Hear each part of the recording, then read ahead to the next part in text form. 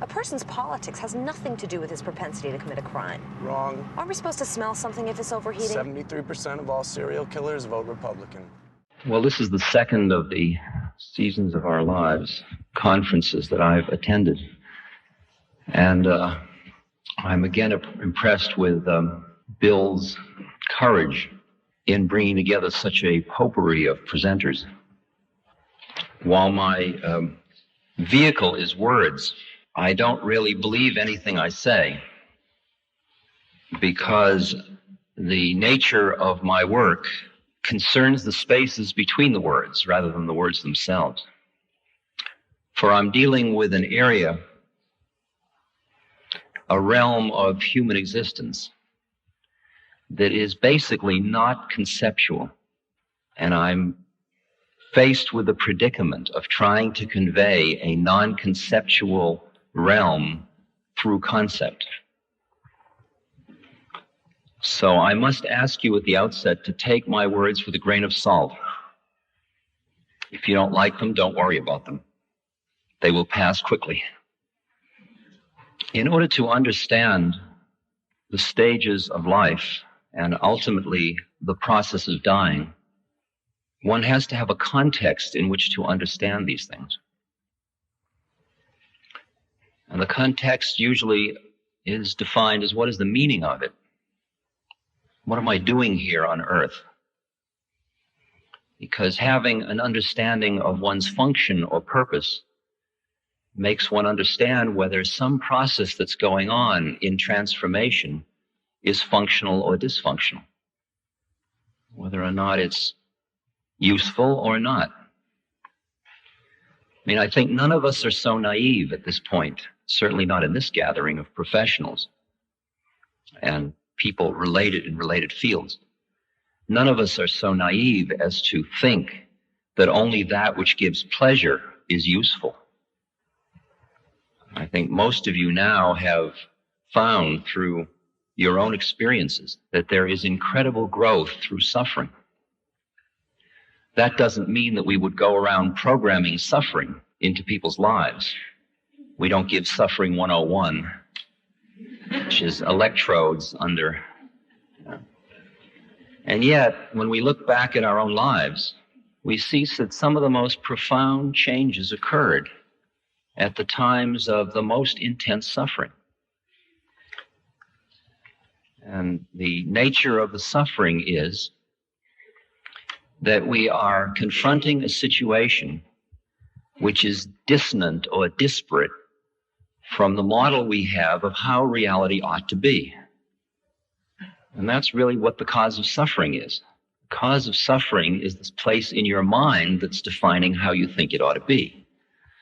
So if you think things should be a certain way and they're not, then there's a discomfort and you suffer. And a lot of what our suffering has been is not due to the actual characteristics of the situation, but to the way in which we perceive the situation. And that perception is based on our contextual understanding of who we are and what we're doing here.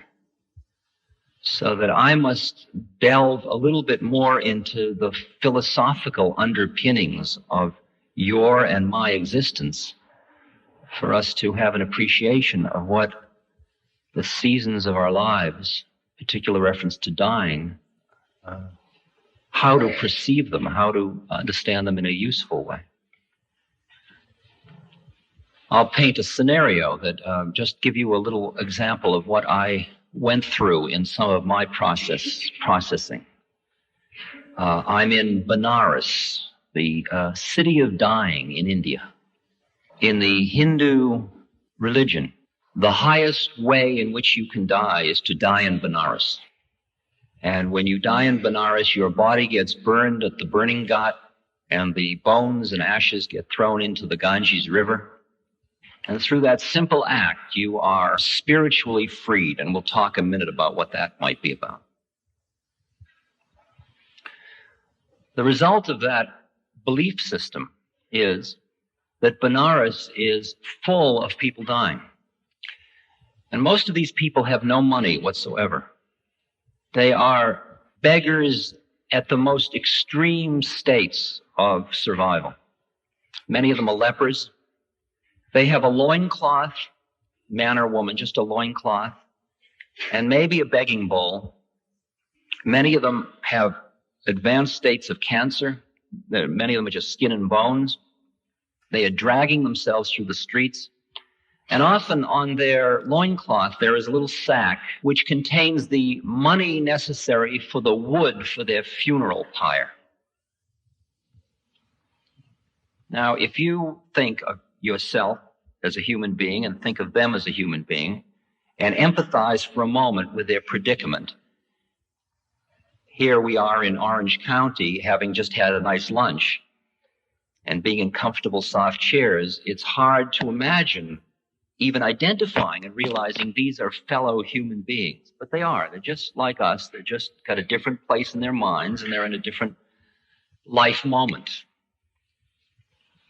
When I first came to Benares, when I went out in the streets, I was in a very open space. And when I looked at these people, I experienced such horror. I couldn't really handle it at all. And I went back to my hotel room, and I am somewhat embarrassed to admit, I literally climbed under the bed. I hid under the bed, just in horror of the situation. Because I walked through the streets with my American Express traveler's checks in my pocket, with my security, with my ticket back to affluent America, and I was facing these other human beings in the extreme state of need and poverty. And my pity was more than I could handle. Subsequent to that, I met my spiritual teacher, and my whole life took a different turn, and I ended up living in a temple, studying Hindu philosophy, doing deep meditation, hatha yoga, so on.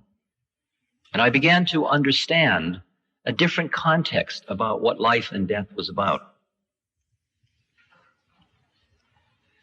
And now, about 6 or 8 months later, I found myself in Benares again. And I walked through the streets, and this time, it was an entirely different experience for me. For when I looked into the eyes of these people, I saw in them not what I expected to see in the past, not self-pity, not frustration, not humiliation, not anger, not pleading. They had a look in their eyes of fulfillment. And then I noticed something else in their eyes that I could hardly believe.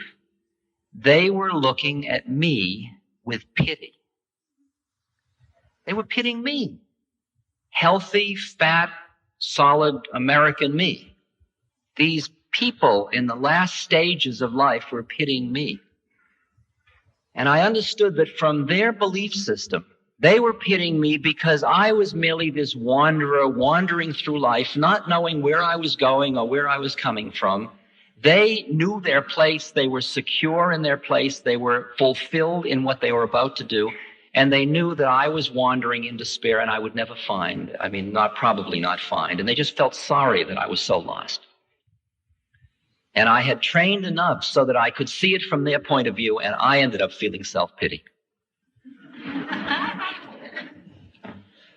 Now, to me, that's an example of how a belief system can be so strong that it can take what could be called a sad tune and make it into a happy tune. It can change the entire meaning of a situation.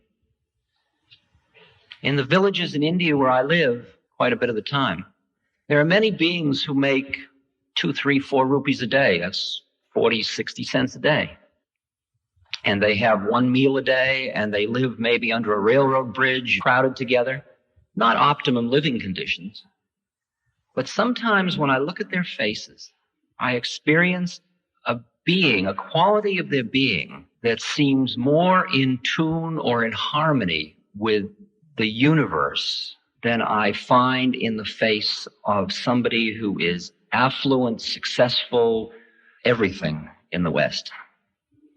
And I understand once I get over my arrogance of super race arrogance, that we have a great deal to learn about the dignity of the processes of life and death, and the way of understanding them in a way to release us rather than to torment us.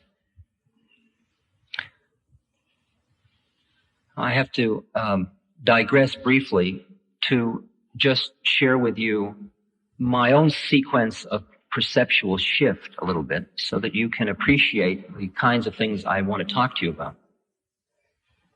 For I was trained as a social scientist and was a professor. I was actually part of a junta at Harvard to protest against the soft and mushy conditions of the clinical social psychology department, social relations department. I was one of those guys in favor of harder statistics. The kind of guys you love, right? I just felt that anybody that didn't know how to do a factor analysis and a chi-square just hadn't yet awakened.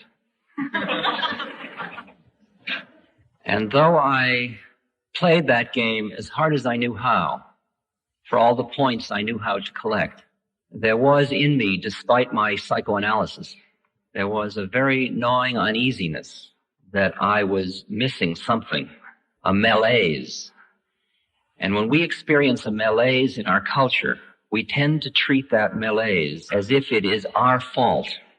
We treat it as if it's our neurosis, and it's our lack of adaptability to the existing culture, which must be right because there's so many of them.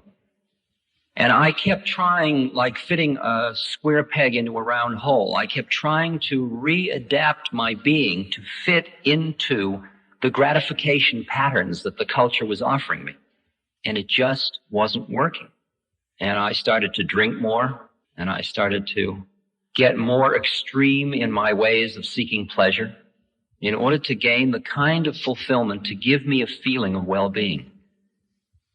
Well, then I got for some years into experimentation with psychotropic chemicals, chemicals that alter consciousness, and that changed my head around a great deal.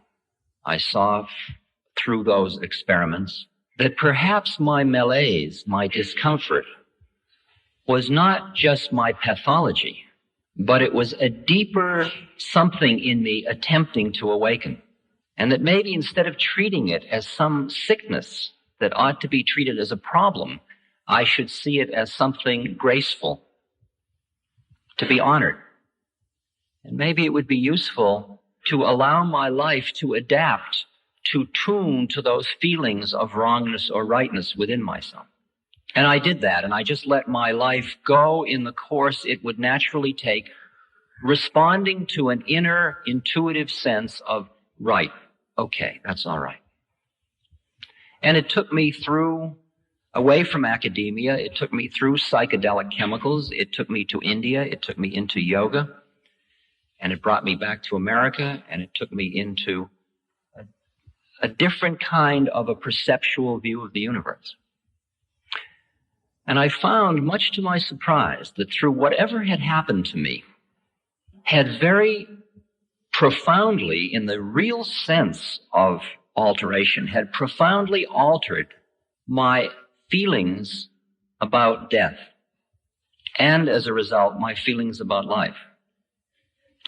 It had very profoundly altered the definition of who I think I am. Now, I could try to very gently take you into the space translating, but instead of doing that, I'm going to do a much more shock treatment process. I'm just going to tell you how I see the world. And many of you will say that is absolute rot.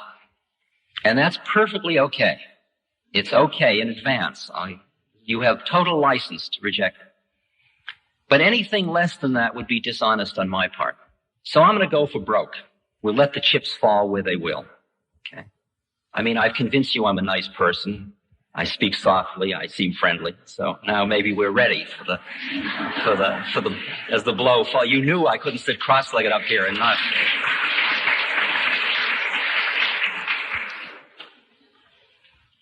And I'll even be more outrageous by telling you that what I'm presenting to you is not a belief system. It's the way things are. See, already your shackles are up. But what can I do? Anything less would be dishonest. I just got to play. You've got to know people like me exist. To the extent that I am anything at all, and that we can open for question in a little while, seriously, we could consider me as a separate entity, a set of predisposing characteristics. You could call it, it would be like a DNA code, except we'll make it psychic instead of physical. I am a set of characteristics, a program that is manifesting by taking a human birth at this time. I have taken a birth into a body, and that body has with it a personality. I've taken a birth into a personality, and that personality is in a body. And I am going through a set of experiences which is called living life. And these experiences have a certain function. These experiences, if used consciously and intentionally by me, are vehicles through which I can awaken to who I am in truth. Let me take you through an example I often use, just another little metaphorical image and an analogy. Imagine, for example, that you have next to your eyes a little control switch, and you look at another human being on channel 1. And what you see when you look at the other human being is a physical body. Man, woman, old, young, fat, thin, pretty, handsome, ugly, interesting. If you're a scientist, you might call them mesomorphs, ectomorphs, and endomorphs. Okay? It's a matrix of individual differences on physical plane. It's the plane of standing on the corner watching all the girls go by. It's that reality. Now let's just say you're looking at another person and you flick your television receiver one channel. Now you look at another person and what you see is their psychology.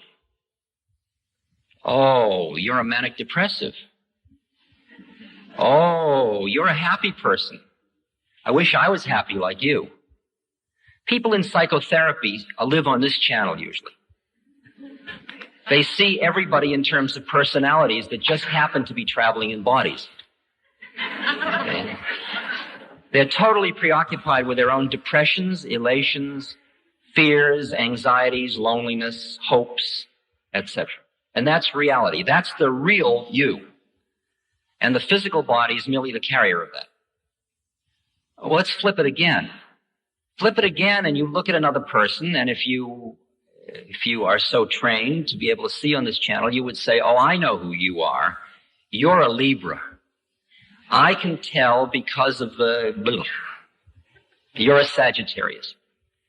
On this channel, on channel 3, there's only 12 beings in the universe and various permutations of them. Okay? You are now seeing what could be known as the astral identity of an individual. You're seeing another plane of reality. You're seeing another way of looking at individual differences.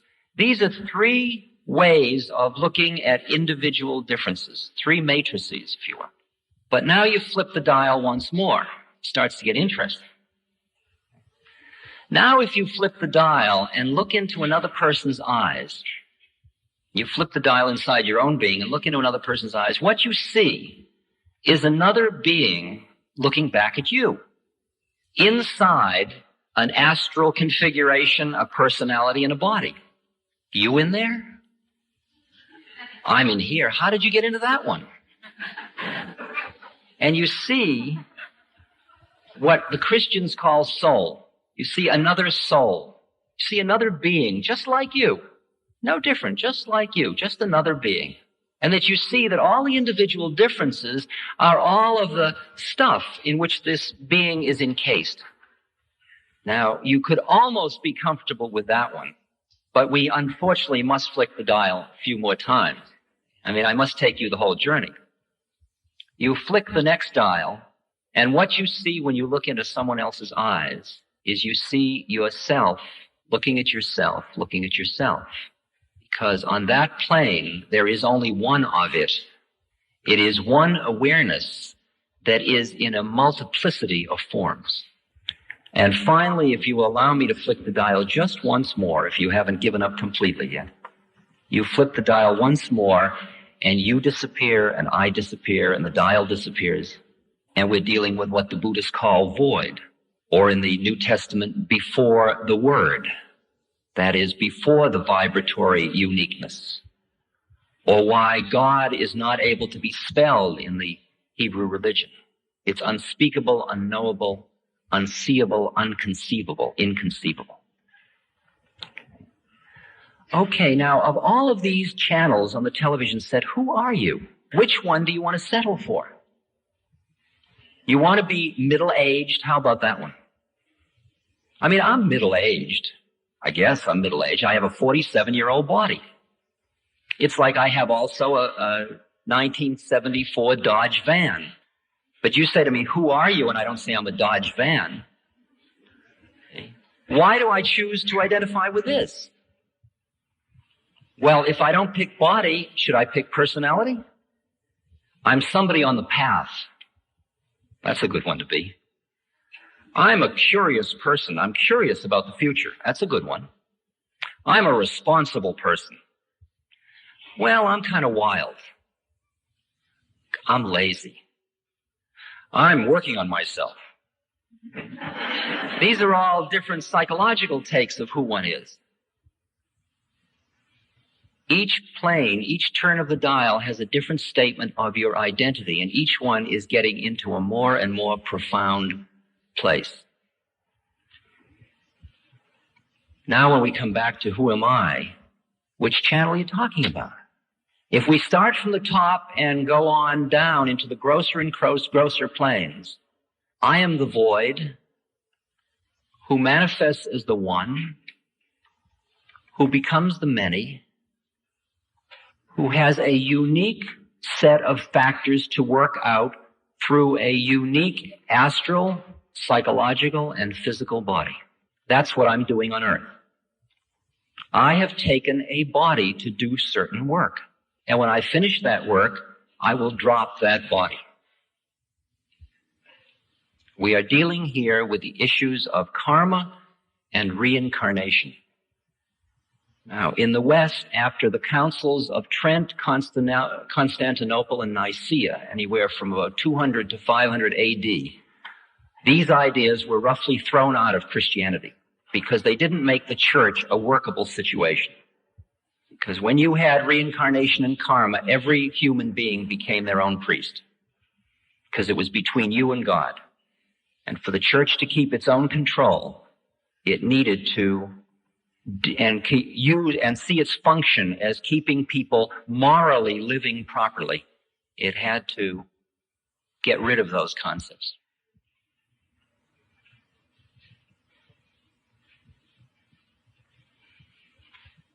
Have I taken birth before? I have no experiential knowledge of that. But from where I'm sitting, undoubtedly thousands and thousands and thousands of times. Will I take birth again? Undoubtedly thousands and thousands and thousands of times.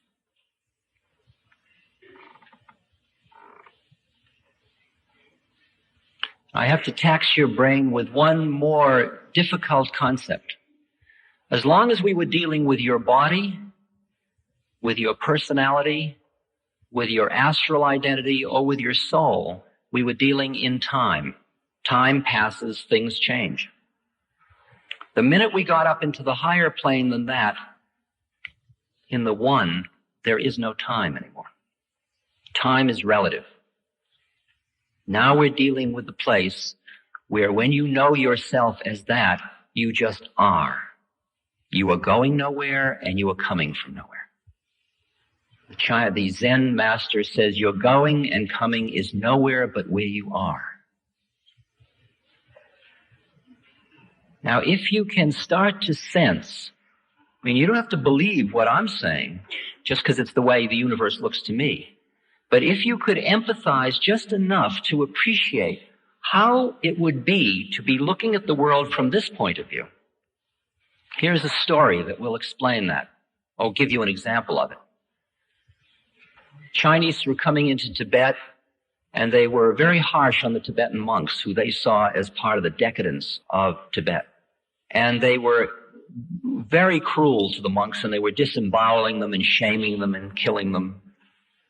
And one particularly vicious commander of the army came into a village, and he said, bring all the monks before me. And they said, they've all fled to the hills except one monk in one monastery. And the general was pleased that they'd all fled, because he knew that then his power was known. And he couldn't understand why this one monk hadn't fled. And so he went to see the monk, and the monk was standing in the middle of the courtyard of the monastery. And the army commander walked up to him and he said, "Why didn't you flee? Don't you know who I am? I could take my sword and I could cut through you without blinking an eye." And the monk looked him in the eye and said, "Don't you know who I am? I am somebody who could be cut through by your sword without blinking an eye." And at that point, the commander bowed and left. Could you imagine what space that monk is in? Could you imagine what it's like to see your life as so functional to your awakening and your death equally so, that the whole business becomes merely a process of growth and awakening and opening and deepening and clearing and shifting channels, and there is no problem about transition. There's no holding on out of fear. It's just opening. Ramana Maharshi, the great Indian saint, was dying of cancer, and he had great miraculous powers, and his devotees said to him, "Bhagwan, Ramana Maharshi, heal yourself." And he says, "No, this body's used up."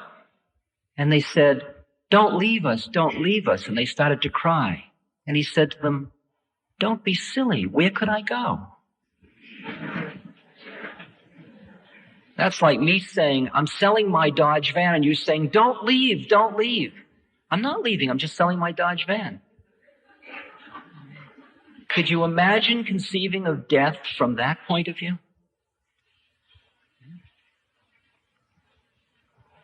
I have a project going, working with terminally ill people, and it's not... I take exception to Dr. Comfort's, some of his criticisms this morning of hospice and of Elizabeth Ross and so on. But it isn't their work. Their work, which I think is extremely admirable, which is an attempt to make dying more psychologically humane, to take it out of the clutches of the medical profession, which treats each death as a failure, and which puts you in a hospital which is a temple to life, in which the only way to deal with death is denial. And I've had to sit through many horrendous moments in hospitals, sitting with somebody who's dying, where the doctors come in with a cheerful, "You're looking better," and then walk out in the corridor and say, "Won't live the night." And the person is surrounded by doctors, nurses, relatives, all of whom are so frightened of death, ministers, rabbis, so frightened of death that there is a surrounding hysterical denial of the process, leaving the person at the moment when they need most to be able to share what's happening to them, a total void of that kind of compassion.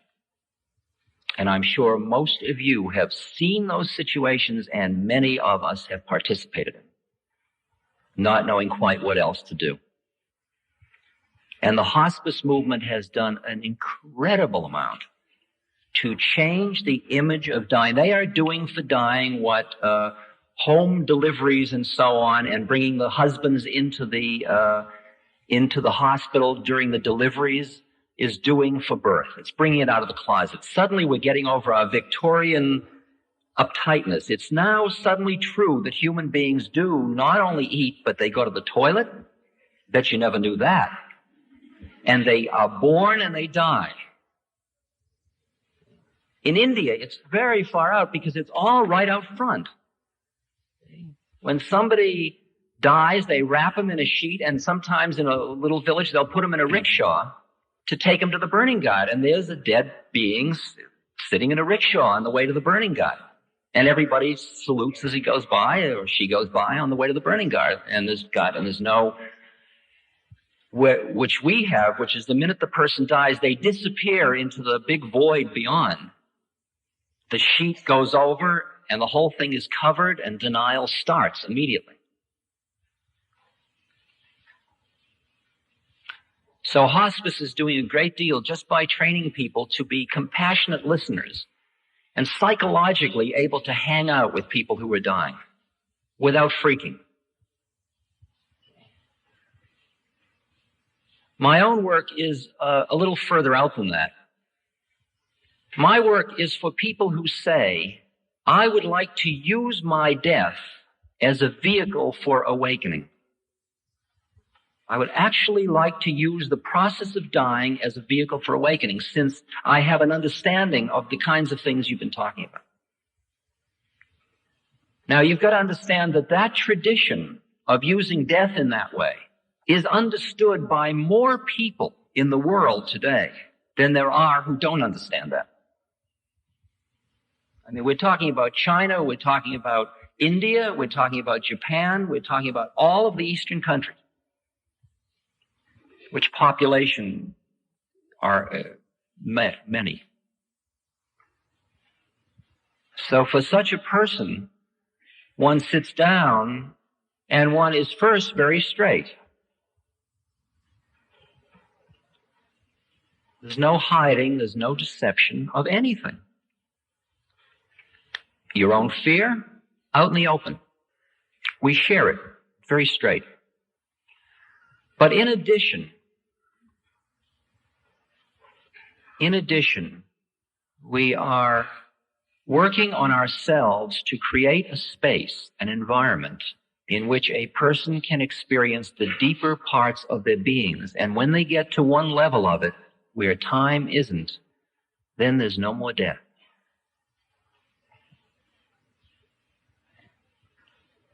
Sometimes I just go and I sit in a room with somebody who's dying, and I merely sit there quietly with them. And they run all of their fear through me. And what comes back is peace. Because I don't have any fear of death that I can touch at the moment. To me, death is a process of just leaving what you thought you were. Not what you are, but what you thought you were. They run their fear through, and what comes back is peace, and they release a little bit. And then they run more fear through, and they get back peace. And they run more fear through, and they get back peace, until you can just feel them. They're just like a flower, opening and extending and opening out, until again and again you're sitting with somebody who is in incredible pain and suffering, and you're saying, oh, it's so beautiful. I'm feeling such peace. And at the same moment, the ravages of cancer or extreme heart conditions or whatever, Hodgkin's disease. I was working with a boy who just died 2 weeks ago. And I would come in each time, and he would be agitated and irritated, and he had bed sores, and there was a lot of pain and suffering. And I'd wash him and help change him and just be with him. But at the same moment, I was just being quiet inside my own being. In other words, I wasn't coming on to him. I wasn't saying you ought to go deeper in yourself. I wasn't hustling him. I was merely working on myself in his presence.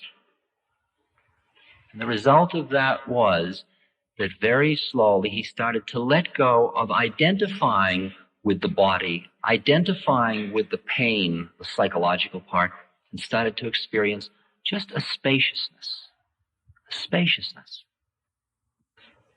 in which he could see death. Death comes, birth comes, life comes, growth comes. For you to be of any use to someone that is dying,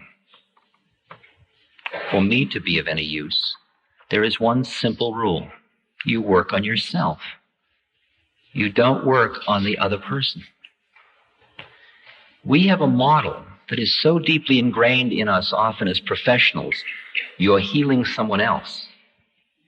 You're doing for the old people. You're doing for the young people. You're doing for the dying people. I have a very simple rule in my life: work on myself. Because all I can offer to you or to a dying person or to a marital problem or to some child, I can only offer my being. And my being is the result of everything I've done in my life to get to where I am. That's all I have to offer. I have my love to offer. But if you can flip through those channels, that love is not conditional love. It's not based on individual differences. It's merely the love because you are seeing the divine plan made manifest again.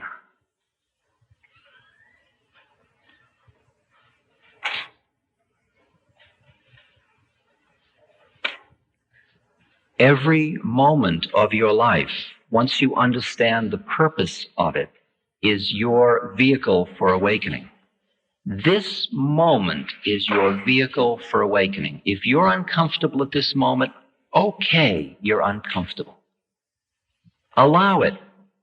If you're fascinated, fascinated. Be fascinated. Allow it. Give it space.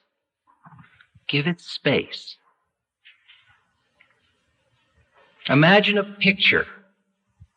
And the picture is a picture of a cloud. And if the cloud fills the whole picture frame, all you see is the cloud. And you're totally immersed in the cloud. But allow a little teeny bit of blue sky around the edge of the cloud. And then imagine identifying with the blue sky instead of the cloud. From that point, you can say, cloud. The difference between I'm depressed or I'm depressed versus, wow, am I depressed? Or I'm depressed versus, look at that depression. Whew. Boy, I don't think I'll ever get through that one. Wow, that's a heavy one. Boy, that's the worst depression I've ever seen. I don't think people live through those kind. Now, the second kind I'm doing is showing the ability to keep a sense of humor in the middle of the depression. Well, if you've got a sense of humor, how depressed could you be? See?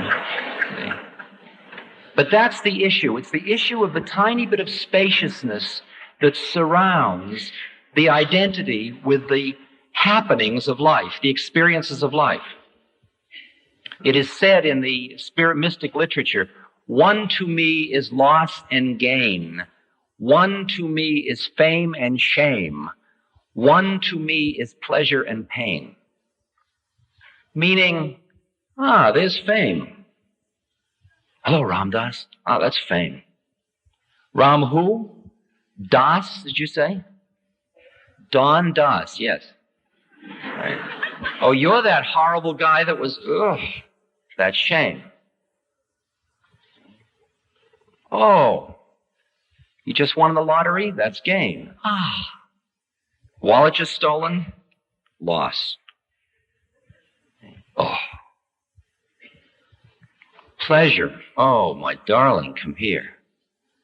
Oh, my leg hurts.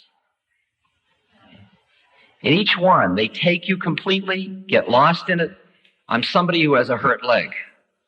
Versus here I am, and there's a leg that hurts. The predicament is that most of us don't want this kind of consciousness because we don't want to lose the rushes or the trips of life. We don't want to forego the romanticism. We don't want to forego the rush that comes from identifying with our own melodrama.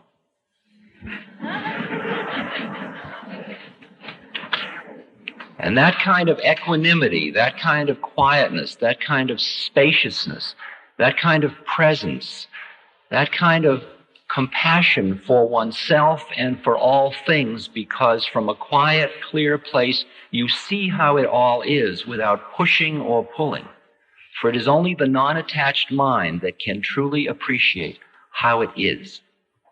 Otherwise, you're just seeing the projections of your own desires.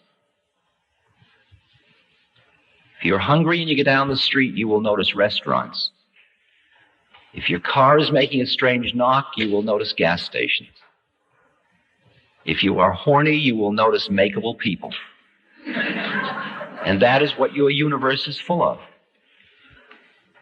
Because you and I are living in entirely different universes, because each individual is living in a universe created of selecting from the possible infinity of things, those things which lock in with your own desire system.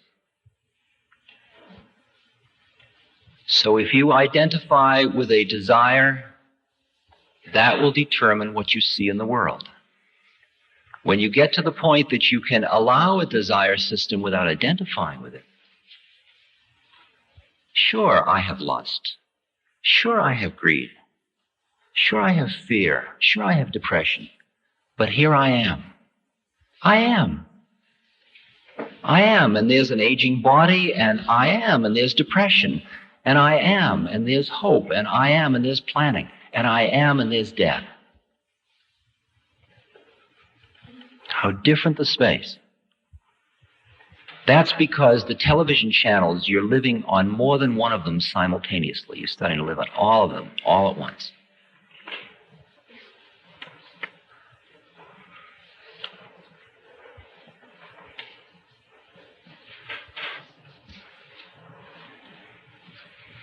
There are some very heavy processes that occur at the time of death.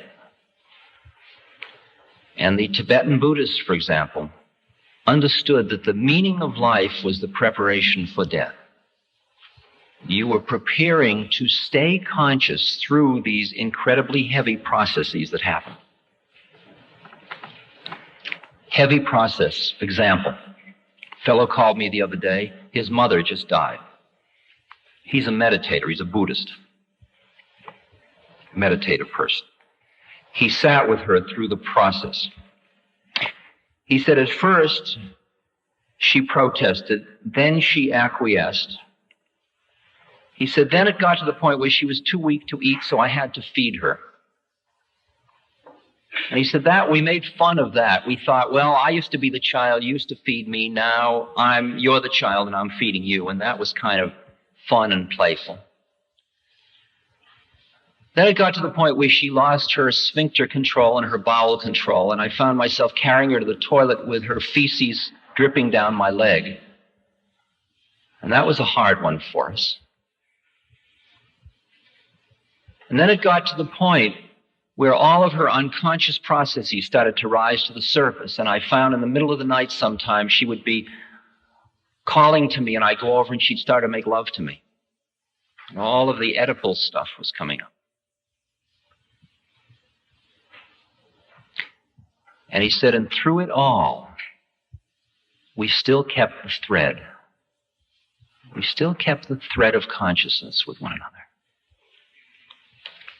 It's not the physical death that's so scary, it's the psychological death. It's the ceasing to be who you think you are.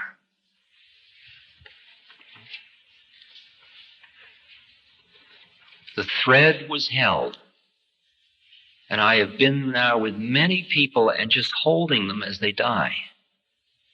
And being right with them, looking in their eyes as the spirit just leaves, as they just leave. And the last breath occurs and the eyes glaze over and the being just leaves.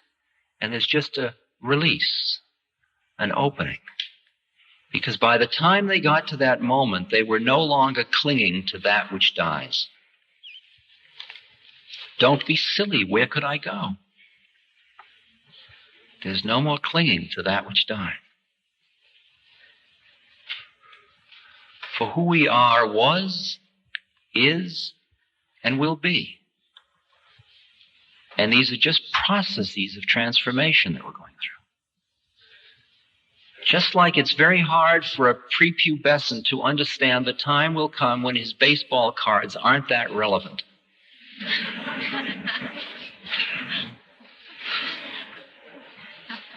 So the time will come when even our mortal coil isn't that relevant.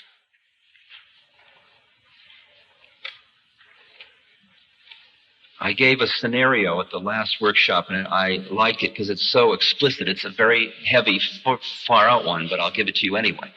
If you will just imagine somebody who has died, okay, and they died in the Western, I'll give you two people. One has died in the Western metaphor, see, so they're busy not dying. Doctor, save me, transplant me, implant me, do whatever you do, but don't let me die. But you're dead, then you die. And a voice says to you, hello.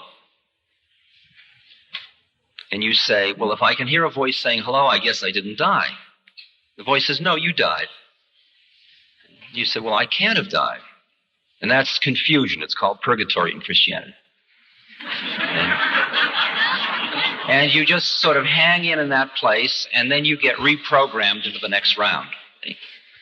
But now, as you go through incarnation after incarnation, on and on and on and on, somewhere along in the sequence of these, you begin to awaken just a little bit. And you get to the point where you begin to hear what I'm talking about. And you begin to see, wow, far out, that's all that happens when you die. So as you're dying this time, instead of, doctor, you say, wow, this is going to be great. Here we go. Ready? Put on your safety belt. Here I go. Ready or not? Oh, wow. Whew. Now you're dead, see. Somebody says hello, and you say hi. Okay. Now you're in a new predicament. You're still somebody. You're not nobody yet. You haven't finished your rounds of birth and death. So you're going to take another incarnation because you've got more stuff to do. You've got to go through more experiences. So you have a list of things you've got to go through, see. You say, gee, if I did it right, I could clean up all of these in one birth. Far out. Let's see. If I took birth as a child in the poorest tribe in Africa, that would be good, because I'd clean up that one. That was the one I got from being that king 50 births ago when I misused that. Then let's see, if I'll get raped when I'm 9. That'll be beautiful. That would take care of that one, see. And then, see, I'll get syphilis at 13. I could die at 17 and clean the whole thing up. Far out. Okay. So now you've got a problem. You're all ready to do this. You've got your plan, and you put a little sign on you saying, this is all just a scenario. This isn't reality. You put a sign on it, and the sign says, I am somebody who wants to take this birth looking for 2 other people who need me, karmically like I need them, And the computers whir and all kinds of things happen, and within 1 million or 2 Earth years, something comes up. Doesn't matter, it's going on anyway. And these 2 people say, let's have a baby, or there's a moment of passion, and there you are. And as you're being born, you say to everybody, well, see you later. And you dive into Earth, and you go, wah, wah, and you're a baby. Veil over. You are a baby, that's all your reality is, a baby. 9 years old, you're raped. 13, syphilis. 17, you die. No, I don't want to die. You're dead. You come up and you say, everybody says, hi, back so soon. Right. Well, that cleaned up all those 5 now. Okay. Is that too gross for you? From where I'm sitting, I've got to up-level it just one bit by just saying to you that since the reality that lies behind all these relative realities, there is no time, all your reincarnations are happening simultaneously. That's a little heavy for you, but you got to understand that it's not like it's spread out like Bridie Murphy, like you with that 40 years ago. It's all here now, all your incarnations. So that when you get all done with the last one, you realize nothing happened anyway. I'm pushing your mind all over the place. If you could see the universe that way, what would be the difference in the meaning of death? Well, I'm finishing chapter 3. Now, I'm not saying that you should have a mind intellectual overlay that makes everything different that way, not a dishonest imposition of intellect. But for anybody that will subject themselves to simply sitting down quietly and learning how to quiet their mind by allowing the thoughts to come and go, just as simple a thing as following your breath. Just take 2 minutes now. Bring your awareness to your breath. Just notice the breath. Either notice it going in and out of your nose, or notice it rising and falling in the middle of your abdomen. Pick one or the other and stay with it.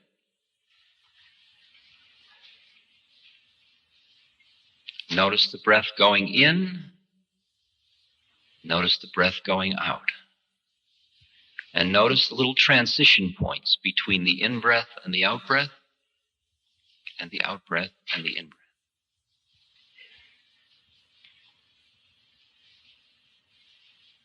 Keep your awareness focused on your breath. Let the rest of the thoughts come and go, just like tiny little insects around a light. If you notice feelings in your body, notice them, and then let them go. If you are thinking about what this is all about, notice that thought, let it go. Come back to your breath. Breathing in, breathing out.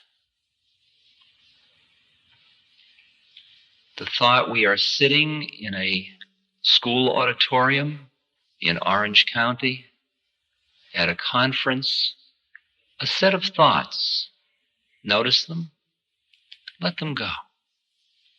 Floating by like leaves on a stream.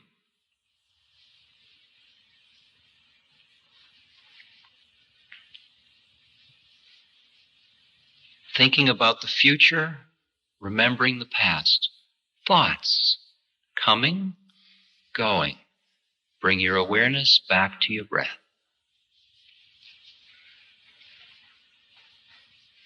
Deeper, quieter.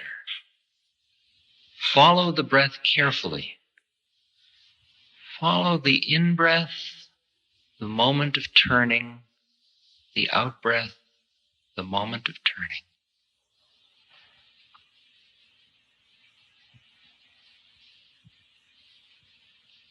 The silence in the room, notice it, let it go.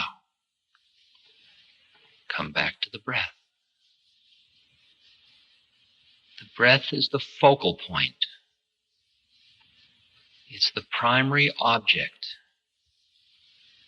The rest of the universe comes and it goes.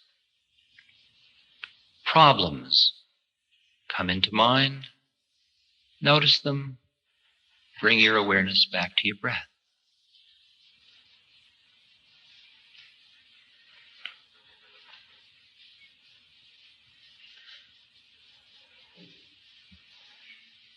Staying right in this place now.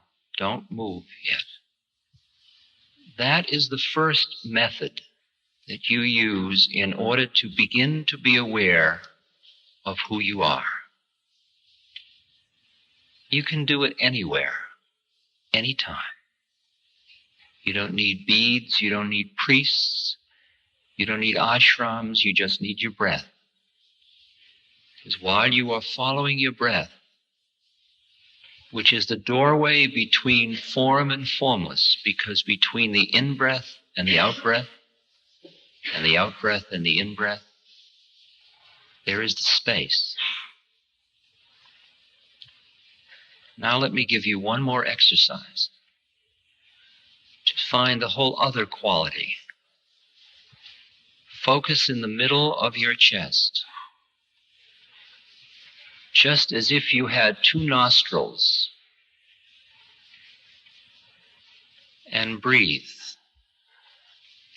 Now, as if you were breathing in and out of the middle of your chest, Let your nose or your mouth breathe in or out the oxygen.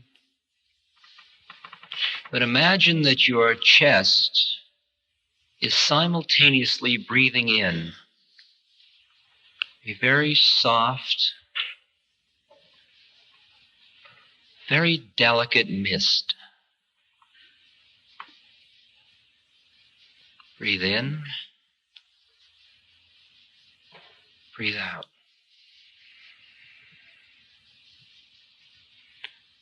When you breathe in, let that mist pour through your body. Let it pour up into your head, to your arms, to your torso,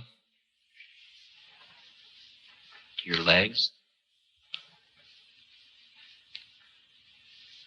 And when you breathe out now, breathe out all of the heaviness, all of the tightness,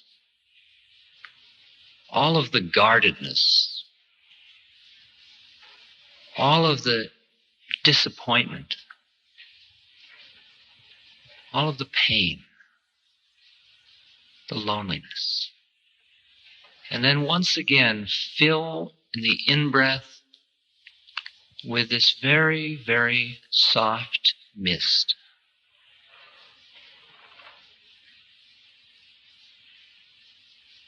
Let it wash through you just as if it were Drano, cleaning through all the tubes. When it dislodges something, a sadness, or a doubt, or a fear, just breathe it out.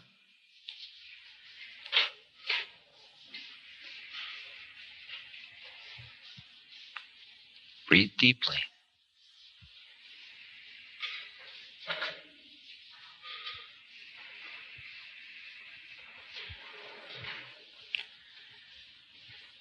And then once you feel you have loosened as much of the stuff that holds you back from knowing who you are as you can at this moment, then become like a director of energy and take in this very fine mist, fill your being with it, and then breathe it out and send it towards those beings with your thoughts. Send it towards those beings who suffer. Whether their suffering be physical, psychological, or spiritual.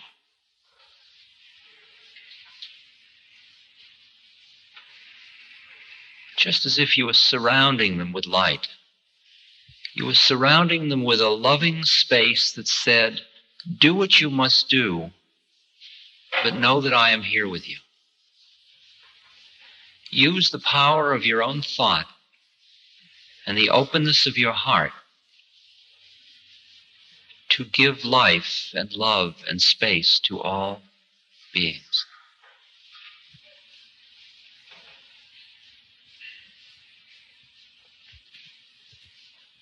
And you can get so that every in-breath is a blessing you receive. Every out-breath is a blessing you transmit.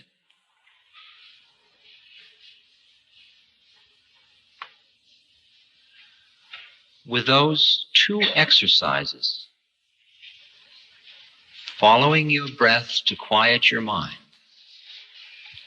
and breathing in and out of the heart to deepen your receiving of love and your compassion outward,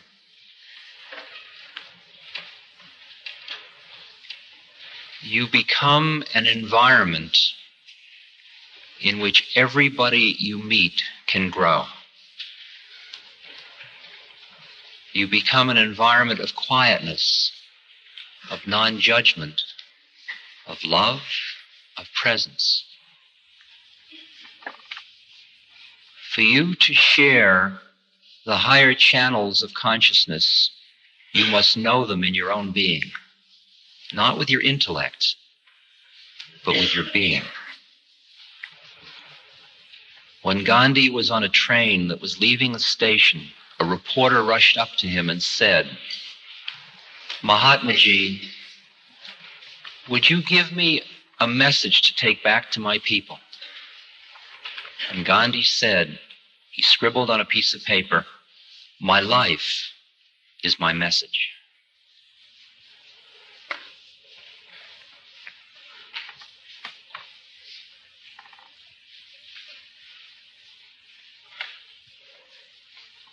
To die consciously, you must live consciously.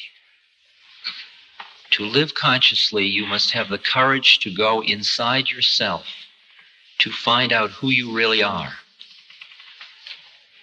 To understand that behind all of the masks of individual differences, you are a being of beauty, of love, of awareness. When Christ said the kingdom of heaven was within, he wasn't just putting you on. When Buddha said each person is the Buddha, he was saying the same thing. Until you can allow your own beauty, your own dignity, your own being, you cannot free another. So if I were giving people one instruction, I would say work on yourself. Have compassion for yourself. Allow yourself to be beautiful. And all the rest will follow.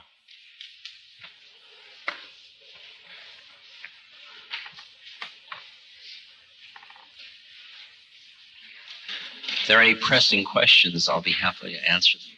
Yes? A question is asked about the existence of beings on other planets in our universe.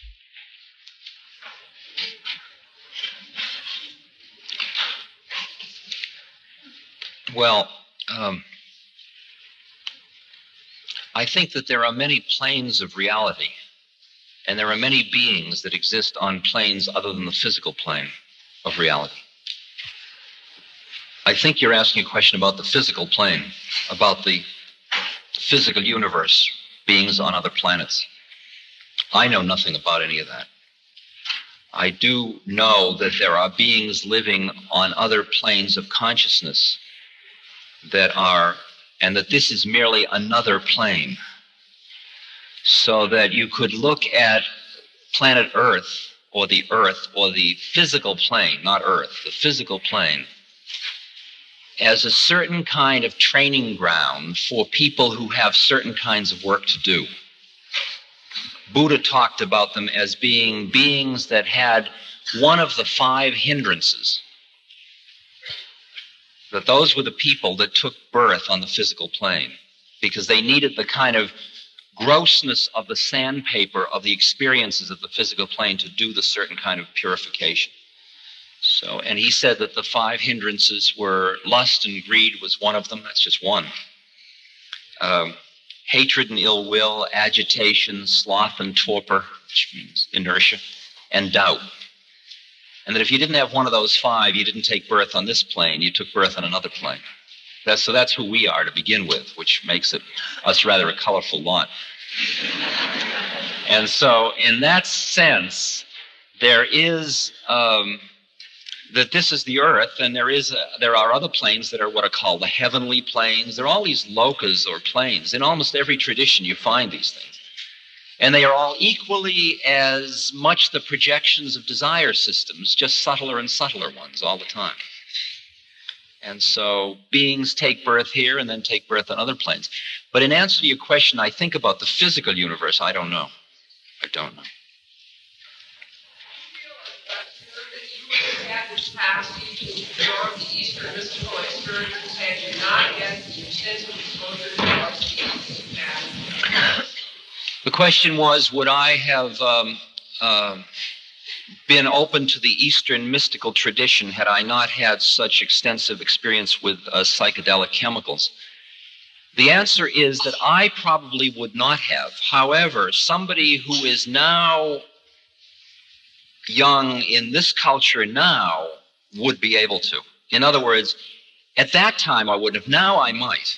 If I wasn't so encrusted and closed in by the time I'm 47 and have bought a model so tightly that I don't have any space, then I wouldn't be able to hear it now. But now the environment is supportive of hearing this message. while 15 years ago it was not. I think that the psychoanalysis was useful. I'm sure everything in my life has been useful. I mean, I look back on all my experiences now, ones that when I was in the middle of them, I thought, oh, nobody's been cursed like I've been cursed. And then I look back now and say, wow, so that's what that was about. Well, far out. Look at what I learned from that. Isn't that interesting? Right? I tend to think of psychotherapy now as sort of like body and fender repair work. It isn't the essence of my being, but it's good to keep you got to honor the whole organism and the personality and the body as well. My diets, all of that stuff is ways of honoring the container I'm in, if you will, which includes my personality. But what happens is that as you start to break the identification to the grosser planes and start to identify with higher and higher awareness in yourself, you find that the individual differences that before were a problem for you are no longer a problem. They are merely a definition of your uniqueness.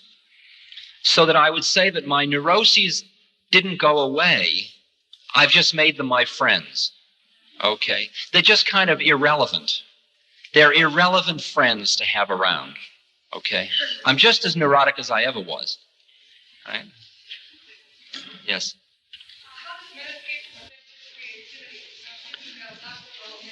This is a question about the relationship between creativity and mental health. Well, I didn't hear Dr. May yesterday, but I do feel that the Western model of creativity is based on neurosis, and that there is a whole other way to understand creative act, which means, for example, Bach was amazingly non-neurotic, and he certainly was a prolifically creative being, and so have been many creative beings, with very little anxiety.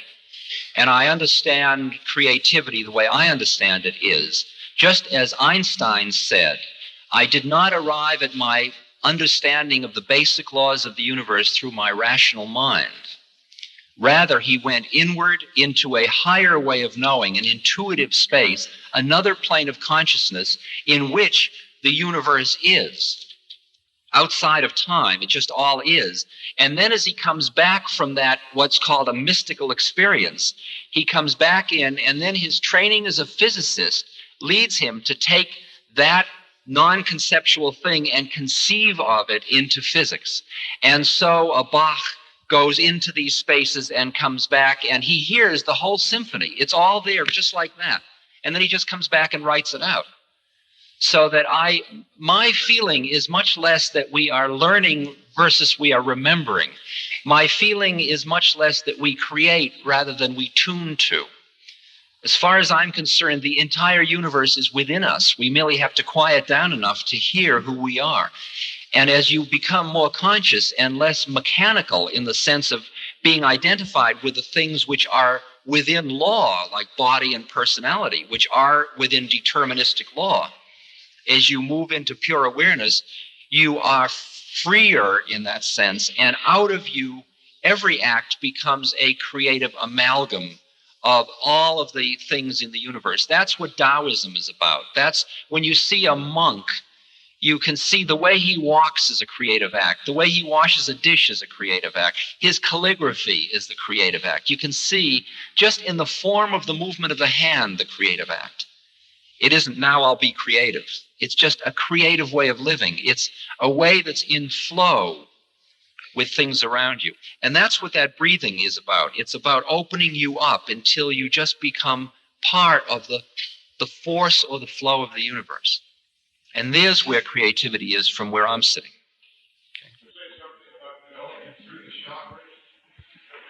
Okay. This is a question about how chakras work. The chakras, or psychic energy foci in the body, of which there are 7 in the body and there are some over the head, are a way of conceiving of the process of transformation of consciousness via the route of focusing on energy. Okay? Working with the kundalini or the shakti or the energy or the prana or whatever you want to call it. That's one route of doing it. Okay. Like if you're climbing a mountain, you could take the southern route or the northern route or the eastern route or the western route. One route will be meditation. You could just sit down and follow your breath.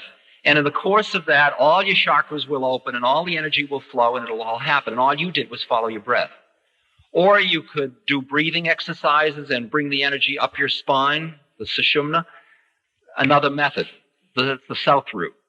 Or you could do service. My route is service, of love and service. I mean, my daily life is my vehicle of coming to God. You are my exercise on myself. That's my vehicle. And I am yours. So that's karma yoga, okay? So it's just another route through, and it is a way. It's a very beautiful way, but it's only another way. Thank you.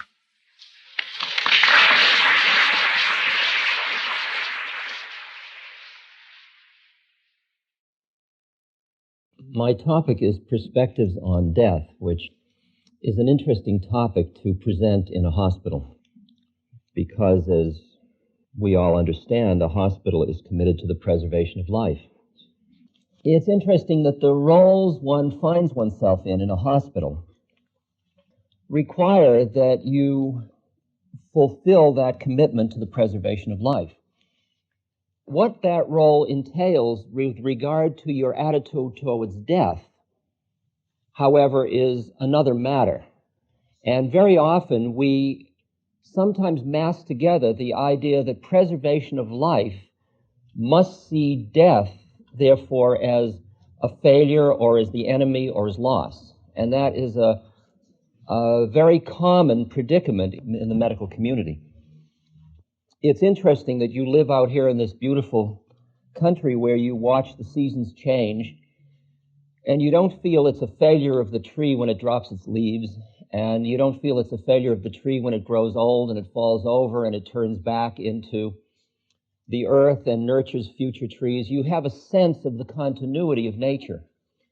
But there is some way in which the role of the medical community starts to find itself pitted against a certain kind of rhythm of life and death, a certain kind of appropriateness or harmony in the way of things. And it's raising, especially now with technology developing as it is, a number of ethical and moral issues, but also issues, I think, that are internal problems for the medical community in terms of frustration, in terms of really burnout, I think. And I'd like to reflect about that issue a little bit with you today. I arrived at this interest in this issue in a somewhat backdoor way, not as a psychologist particularly, but as a spiritual seeker who had gone to India. And in the course of my studies over there, I began to see that people in different cultures, different religious traditions, had a different philosophical underpinning about the meaning of a life and thus the meaning of a death. And they were able to see life and death as part of a process in which death had its own harmony. And I even realized that in the East, in the more intense religious traditions, such as among the Buddhist monks, for example, they saw life as a preparation for the moment of death. Now, we don't see that at all here. We see that death, because we are living in what is primarily, even though most of us have had some religious training and we give at least lip service and some heart service to Christianity or to whatever religious tradition we have, we still are primarily philosophical materialists. That when you are dead, you're dead. And we say, well, it's a mystery beyond that. But we are not very deeply rooted in the sense of the continuity of spirit, of continuity of soul. And when you come to a tradition in which the dominant theme is the continuity of awareness before birth and after death, the meaning of a life and death is quite different. And the way in which one approaches death is very different. And the experience that I had that was very dramatic for me was when I first went to India. I had the Western model pretty much, even though I'd had these experiences of a sense of the awareness independent of body. I went to Benares, which is known as the city of dying in India. It's one of the most sacred cities in India, and there on the streets are many lepers, people with advanced cancer, people with huge goiters, with all kinds of problems, and often with just a loincloth, enough money on their loincloth for the wood for their funeral pyre, and a begging bowl. And I was walking through the streets with my American Express traveler's checks, and with a sense of pity, with a sense of the horrendous nature which you feel often when you're in India about the economics, about the starvation, about all of that. And as a Westerner would say, gee, this place is in terrible shape. We ought to do something about it. Somebody ought to do something about it. I was so pained by it that I went back to my hotel. I didn't even want to stay on the streets. It was just too painful to think about these people. Shortly thereafter, I met my spiritual teacher, and I ended up spending the winter in a temple in India. And I became steeped in the philosophy and the religious stance of the people.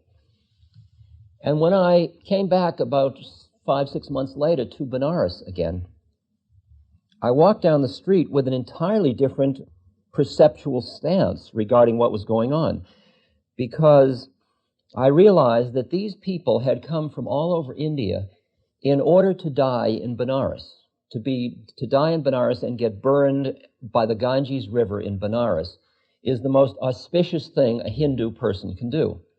It assures that they are liberated at that moment. It's such a deep belief system that when I had quieted down through this training, I looked into their eyes, which I had averted my gaze before. I looked into their eyes, and I saw them looking back at me in a completely calm and present way. And in fact, some of them were looking at me with pity. And at first, that shook me until I realized they saw me as somebody who was confused, wandering around the world, somewhat lost in what my life was about, while they knew exactly what their life was about, and they were at home, and they were perfectly centered and structured in their life. And I began to see that the philosophical stance a person had affected very dramatically how they met their death and how they approached their death. And I further saw, as I studied Buddhism, I noticed that, for example, the Theravadan Buddhists, the monks are given meditations in which, in the old days, the bodies of Buddhists were thrown into the cemetery and they were eaten by the birds.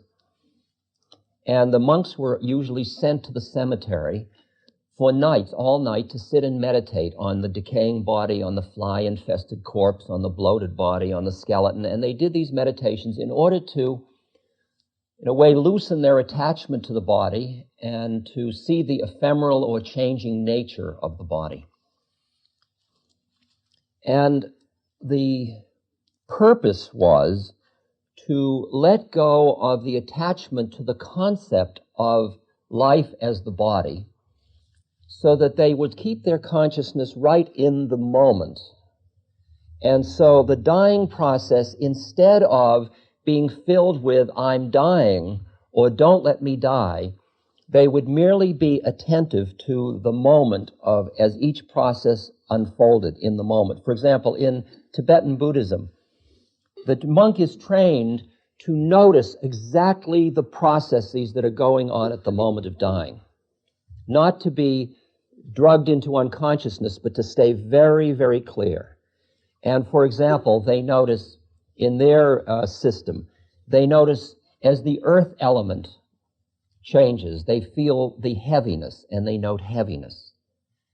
As the water element leaves, they note dryness and they note it as dryness.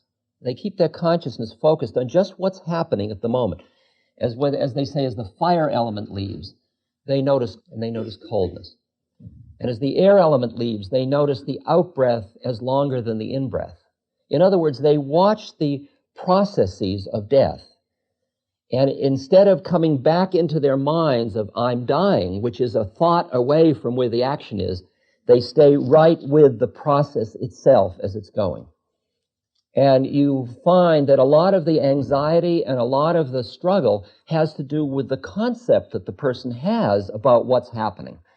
Not what's happening, not the dying process itself. I mean, many of us, I've worked with many people, as I'm sure most of you have, as the moment that they die.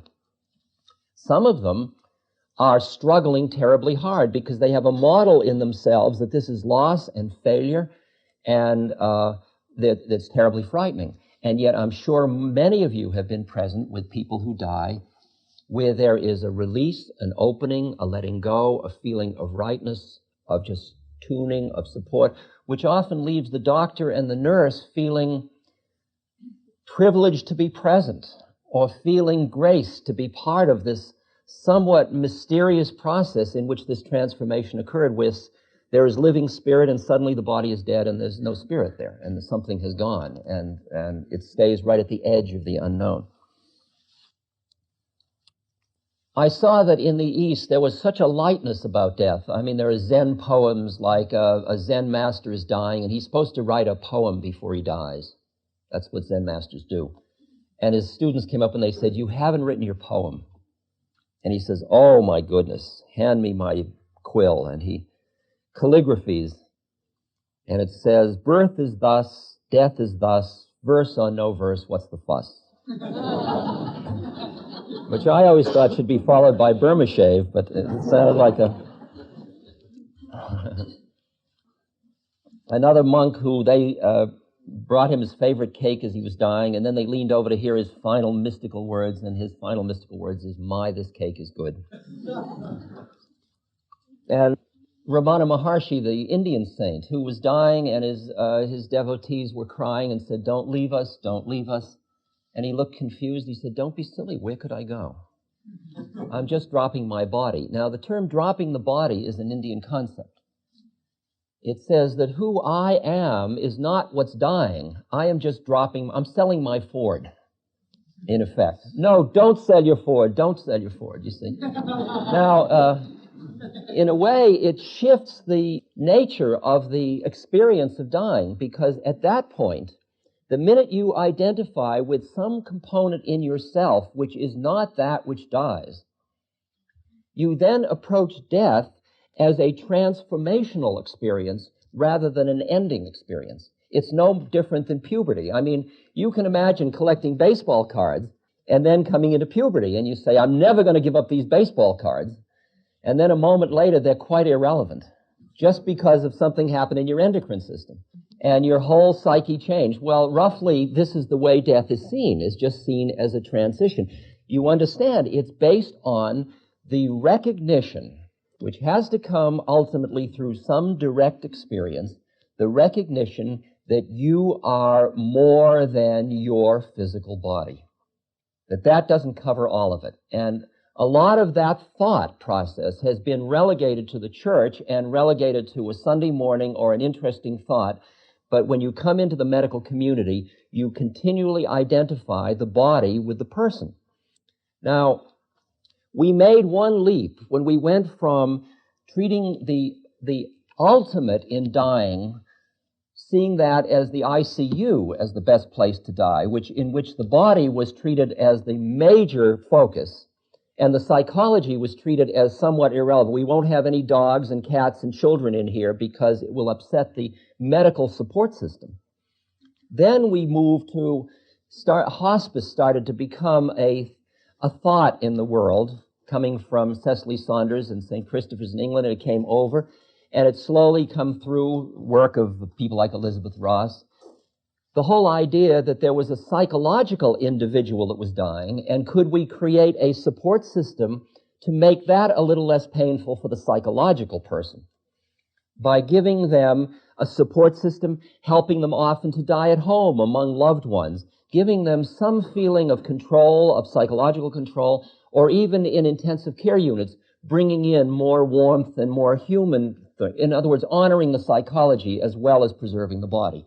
Now, that's a shift in focus and in emphasis in the medical community. And that's happened reasonably painlessly in a very few years, by the way, in this culture. But the work I'm interested in goes one step further than that, because it's really focused on the if you will, a spiritual awareness of an individual, because I saw that the people in the East, at least the most evolved ones, saw their death as a transformation, and they saw it as a vehicle through which they could awaken more out of that identification. They could break the identification through the process of watching their own death and staying in an environment where other people were not, if you will, sucking them in or catching them in the identification with their body. So I decided to set up a Benares of the West, so to speak, and I set up a thing which I, without euphemism, just called the Dying Center. And the Dying Center was a place where people could come who wished to use their dying process as a vehicle for deepening their spiritual understanding of their own identity. That is, loosening the hold of identification with their body through the process of dying. Now, who's going to staff that? Because what you're trying to do is put that person, that patient, in an environment in which the people around that person are not going to keep catching them in the drama of dying, because the drama of dying is the biggest drama going in town. I mean, it sucks everybody in. There's hardly anybody that doesn't get caught in that one. You may stay very, very calm until it comes to the moment of dying, and then everybody's around. I was with I was teaching with Elizabeth Ross, and there was a 28-year-old nurse there. She had had something in the order of, it was up to, since she had been 6 years old, she'd been having operations for cancer. There were dozens of operations. She had 3 or 4 children. She was now 29 or 30. She's been a very active woman. She was a nurse. And she was often in the hospital as a patient. And she said to us as the group, "What would you feel like if you came to visit me?" And then Elizabeth wrote on the board all the answers, and people said things like, "I would feel angry at the universe for having put you through this. I would feel pity. I would feel," and a whole set of emotional reactions to the fact that this woman was in this condition. And she says, "Do you see my predicament?" She said, "Nobody was with me. Everybody was with my symbolic identity. Everybody saw a 28-year-old nurse with 3 or 4 children who was dying of cancer. And I was completely in here screaming, is anybody out there? Does anybody hear me? Because nobody was with me as a fellow human being, because my symbolic value was so powerful." Do you hear that issue at all? That, I mean, when somebody is very, very famous or very, very powerful or very rich or very beautiful in the culture, they are really at an interesting disadvantage. It's very hard for them to make real connections with people because people are so awed by this symbolic value. And people keep responding to the symbol and don't let them in as fellow human beings. And people starve often, emotionally starve. So we decided in the Dying Center to people it with people like me, because I am somebody who wants to spiritually awaken, and I realize that the thing that keeps people most asleep in spiritual life is their identity with their separateness and their fear of death, therefore. And therefore, if I really want to awaken, I want to push myself as hard as I can, and the thing that's going to push my buttons the most as a human being is to be in the presence of dying. So that I would like to be around dying people as work on myself. The dying people come to use their dying as work on themselves. In other words, we are creating a monastery or an ashram in which all the people are there in order to awaken, and the vehicle that they're working with is the dying process. In other words, instead of the focus being on stopping the dying or anything, the focus is on awakening. Now, what happened, of course, was that people came to the Dying Center, and it was such a nice place to be, they didn't die. And, I mean, you can't make people promise to die, and you've only got so many beds, and so we had to change the title to the Living Dying Center because we were faced with this problem. Now, in the traditions that I'm talking about, there are some very clear prescriptions about the issue of why one burns out and how not to burn out. Let's say you are a doctor or a nurse who's getting called at this moment. You're a doctor or a nurse, and you experience a warm feeling towards your patient and a caring, and your technology is limited into what you can do because you're pitting your technology often against a deeper kind of law and a deeper kind of rhythm in the universe, and you start to experience failure. Now, what happens the first time? It hurts, and you go back and you may take a drink, or you may talk to your family, and it may hurt you, and it really pains, and you wonder, can I stay in this profession because it's going to hurt so bad? And then there are a number of things that happen after that. When professionals often become what's called professionally warm, which is a very interesting place they get into, where their emotions start to be in the service of their intellect. They are caring people, but they protect their hearts because it hurts too bad to have people dying that you're taking care of, or people not succeeding in beating their illness.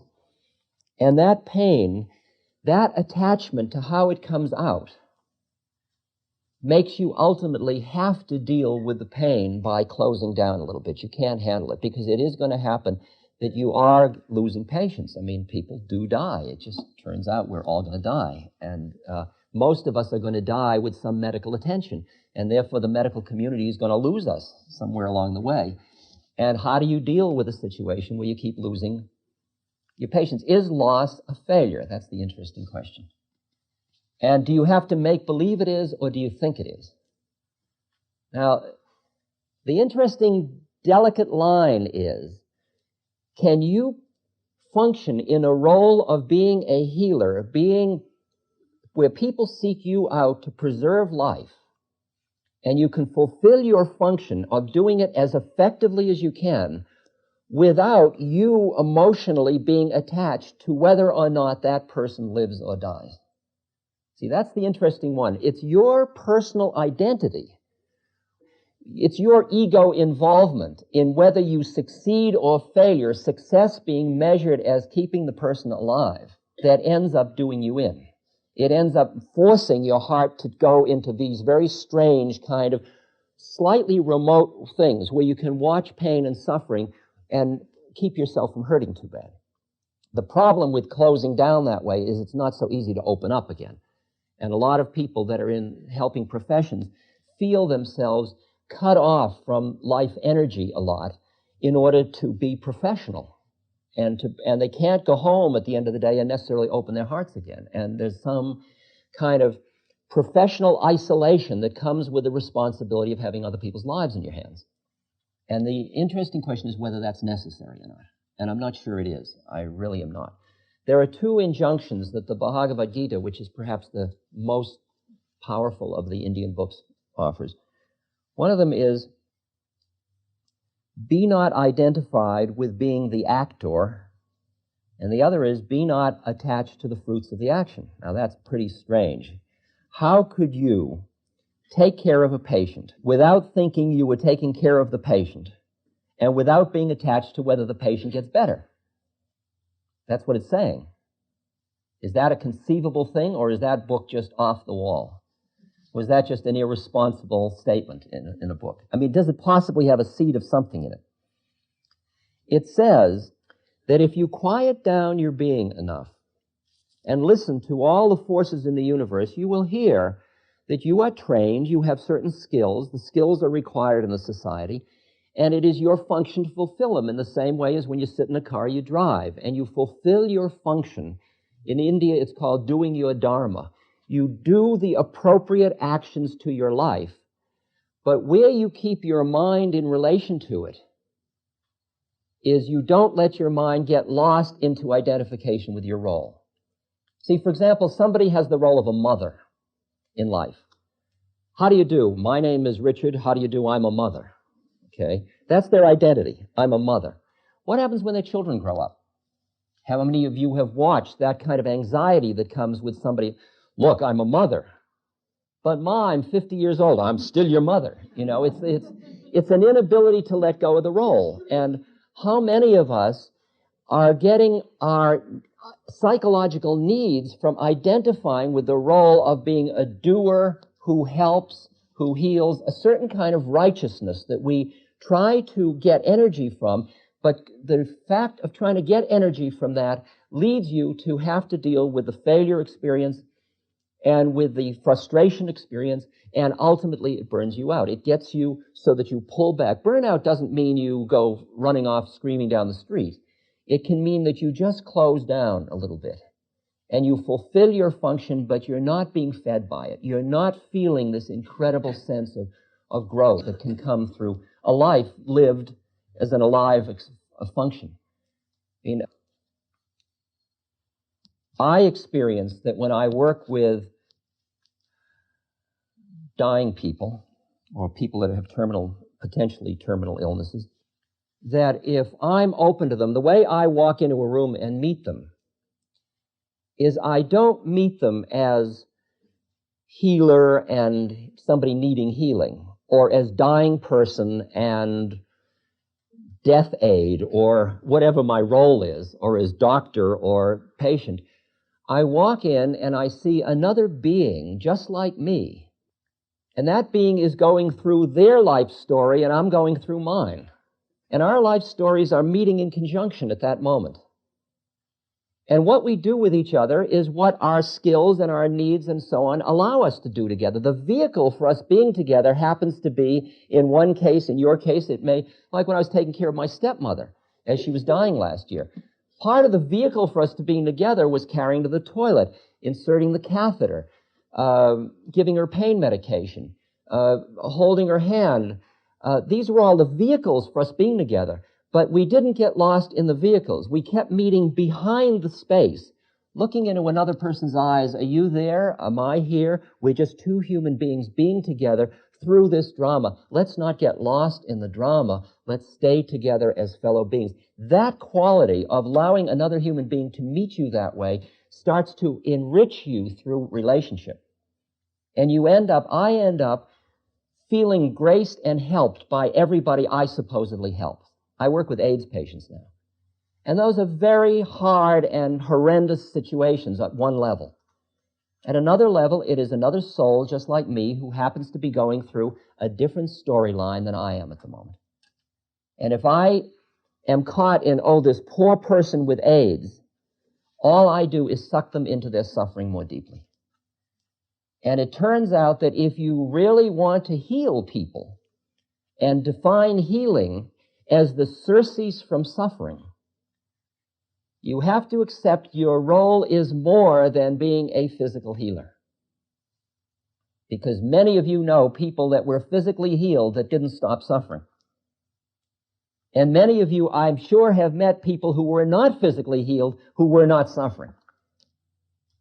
Part of the work we do is with pain, and the ways in which one approaches pain in such a way that one doesn't get lost in pain, and one can awaken and get freer and more spacious through the way one has commerce with one's own pain. Because the minute one resists against the pain and pushes against it, the resistance itself creates the suffering. And so part of the same work is how you approach healing. If you go the deeper level and say, healing is, I am trying to be an instrument for relieving people from suffering. The relief from suffering may involve dying and it may involve living. You don't know that. And the problem of defining a medical role somehow as godly in I must take over God's role of keeping this person alive or deciding who lives and who dies puts you in a position that is a losing position. It's a losing strategy. There's no doubt about it. And it's a painful one, terribly painful one. So I guess all I could do today in this brief time we've had is just to raise the issue for you of where you are standing inside yourself in regard to the work you do every day. Because it is your inner stance that determines whether the work you do liberates your patients, releases them into a more spacious awareness through the way you do it, and also what it does for you, whether it heals you. If your work of healing isn't healing you, something's wrong.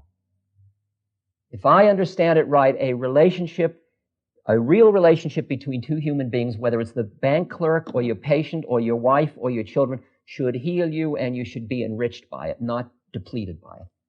And yet, how many of us at the end of the day, oh, I'm exhausted, I'm so depleted because I was giving so much. That's a stance in your mind. It's the giving model that's burning you out. It's not what you did all day. People say, no, it's what I did. But you know you can come home exhausted and wiped out, and somebody you love calls you, and suddenly, oh, hi, and the energy's back, and you're wide awake again. And it was something to do with your mind. And my feeling is that we spend a lot of time filling the mind with content, but we very rarely examine the way in which the mind itself works. So I just encourage you, yes, we have to ask questions. I'm going to take a few questions. I must just encourage you to explore the possibility that you use the adventure of service as a vehicle for opening up the exploration of who you are in relation to what you're doing. Because I think if you were less a nurse and less a doctor, and more an awareness who was being a nurse and doctor, your payoff would be improved considerably, and death would become an interesting part of nature rather than an error and a failure. And you could still do your work, in fact, perhaps even more impeccably. Questions? Yes. The question was, how do you handle it when you have someone who is frightened and wants to stay alive? I know the question. I know most of the questions by now. When you have somebody that is suffering and that wants to stay alive and that is frightened and so on, you do what you can to relieve their suffering that they think is suffering. At the same moment, the way you do it and who you think you are in the doing of it creates an environment of your mind and your heart such that if they would want to come up for air, they could. There's nothing in you that demands that they say, oh, I want to awaken through dying. They may not want to. They may say, doctor, save me, transplant, do whatever you got to do, but keep me alive. I don't want to die. And your job isn't to say, oh, yes, you do. You have no moral right to decide that for anybody. Just like if somebody says, I've had enough, I'm not sure you have a moral right to say, no, you haven't. That's the same one. And you think you have that moral right, but not the other one. But it's the same issue both ways. But what I think you do is you work on yourself to be less caught in the drama that person is stuck in, so you don't stick them further into it. Because often, I go into a room with a woman who's dying. She's got pelvic cancer. She's in incredible pain. She's using very little pain medication. She would like to stay a little conscious. She's an intellectual. She's an old friend of Ernest Hemingway's. She's living with the Huxleys. She's writhing in pain. I come in and I tell her, I start to be wise, and she says, cut your bullshit. She doesn't want to hear it. She's an intellectual heavy. She doesn't want to know all that stuff. These are her words, not mine. I wouldn't swear it in this group. And just giving a case study. And so I wait. I come back a few weeks later. She's now very weak. She's writhing on the bed in pain, and you've seen that. You know what it's like. You know how painful pelvic cancer can be. And I sit down, and all I can do is sit by the bedside and meditate. And I'm just sitting there quietly allowing what is. I'm allowing nature to be. And I'm dealing with my emotions. I love her. I'm going to feel loss about her. I'm honoring my own pain. At the same moment, I'm seeing that this is nature unfolding. It's just the leaves. It's the autumn. It's what's happening. And I get very quiet, and I'm just sitting there quietly, and she's writhing in pain, and suddenly she turns to me and she says, I've never felt so peaceful in my life. I wouldn't be anywhere in the universe but here at this moment. And she's saying that at the same moment her body is writhing in pain.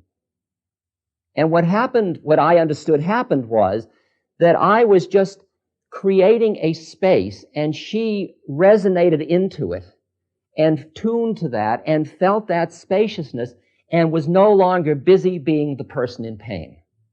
She had flipped consciousness a little bit, which William James talks about a lot. So it's possible. Question? Yes. The question was, we who are professional doctors, how do we convey the grander vision of existence to our patients? Mahatma Gandhi, who is one of the people I've studied a great deal, he was in a railway car and it was leaving the station, and a reporter rushed up and said, "Gandhiji, give me a message to take back to the people." And he only had time to scribble on a paper bag. And he handed the piece out and it said, "My life is my message." And it feels to me that what you offer every human being you meet is what you are, what you have become. And it's the interesting thing in the way you presented it was you say, we who are, I don't remember exactly the words, but professional visas, doctors or whatever. And right there is the question of whether or not it is sufficient for you to define yourself in that way, and whether or not you are impoverished, actually, by getting too defined with your role, too identified with the role. And that this thing you say, this grander vision, isn't this, in a sense, the responsibility of every human being to examine that in their own lives? So what I'm saying is, perhaps the significance and responsibility and power of the role overwhelms us a little bit, and we get lost in it. And then we fail to examine the deeper truths about our being, which I think is what a birth is about. I think a birth is that opportunity to awaken through that kind of exploration. So I don't think anybody is freed from that exploration by their social role. Yes. Question. If I begin to view my interactions with my dying patients in a very different way, isn't there danger I could cause harm to my role as a doctor? It is certainly I can hear it perfectly. I mean, I'm sure many people here can hear it. And I think that I addressed it earlier by saying the recognition that you are fulfilling a role in the society, and that role has certain directives to it, that you are in the role of preserving life. And that is going to determine what prescriptions you write and what things you put in the record and what your attitude. That's the role. Whether you identify with the role or not, you still fulfill the role. And in fact, you will fulfill the role more impeccably the less emotionally involved you are in the role. So it actually works the other way. In fact, in judo and aikido and all that, they teach that the precision of action comes from the quietness and the non-identification with the doing of it. You develop a quiet space behind it from which you can hear all the variables all at once, and your action comes out as more impeccable because your eyes aren't clouded so much by your identification with failure, success, medical insurance, all the issues that affect every prescription you write. So my suggestion is that I understand the threat potential, but I don't think it means that you would change the way you play the role, except you play it better because you play it from a quieter place inside. I think that's the way it works. I wish we could go into it, but I think our time is over. It's 1:02, and we work on schedule. Thank you very much for allowing me to come. For some of you, coming to this morning session is a lark, and for some of you, it's a little threatening and frightening. And I recognize all of that, and I appreciate that we all realize that part of our agenda as people of any age is to find some way of being with the idea of death. I know that's why you are here. There's a tombstone inscription that I think many of you have heard. Dear friend, please know as you pass by, as you are now, so once was I. As I am now, so you will be. Prepare yourself to follow me. And we are preparing ourselves.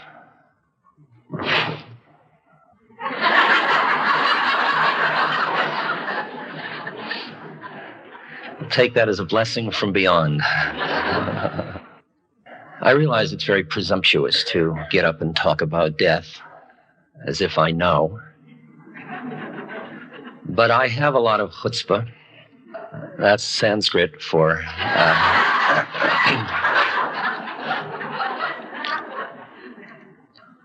And something has happened to me as a result of my meanderings through the realms of consciousness over the past 30 years that has changed my attitudes towards death.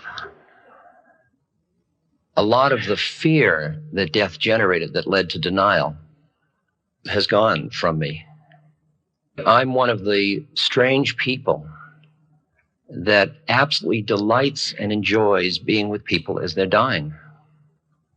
In fact, it is as such incredible grace for me that in the morning when I know I'm going to be with such a person, I get absolutely thrilled in my body, in my being, because I know I'm going to have an opportunity to be in the presence of truth.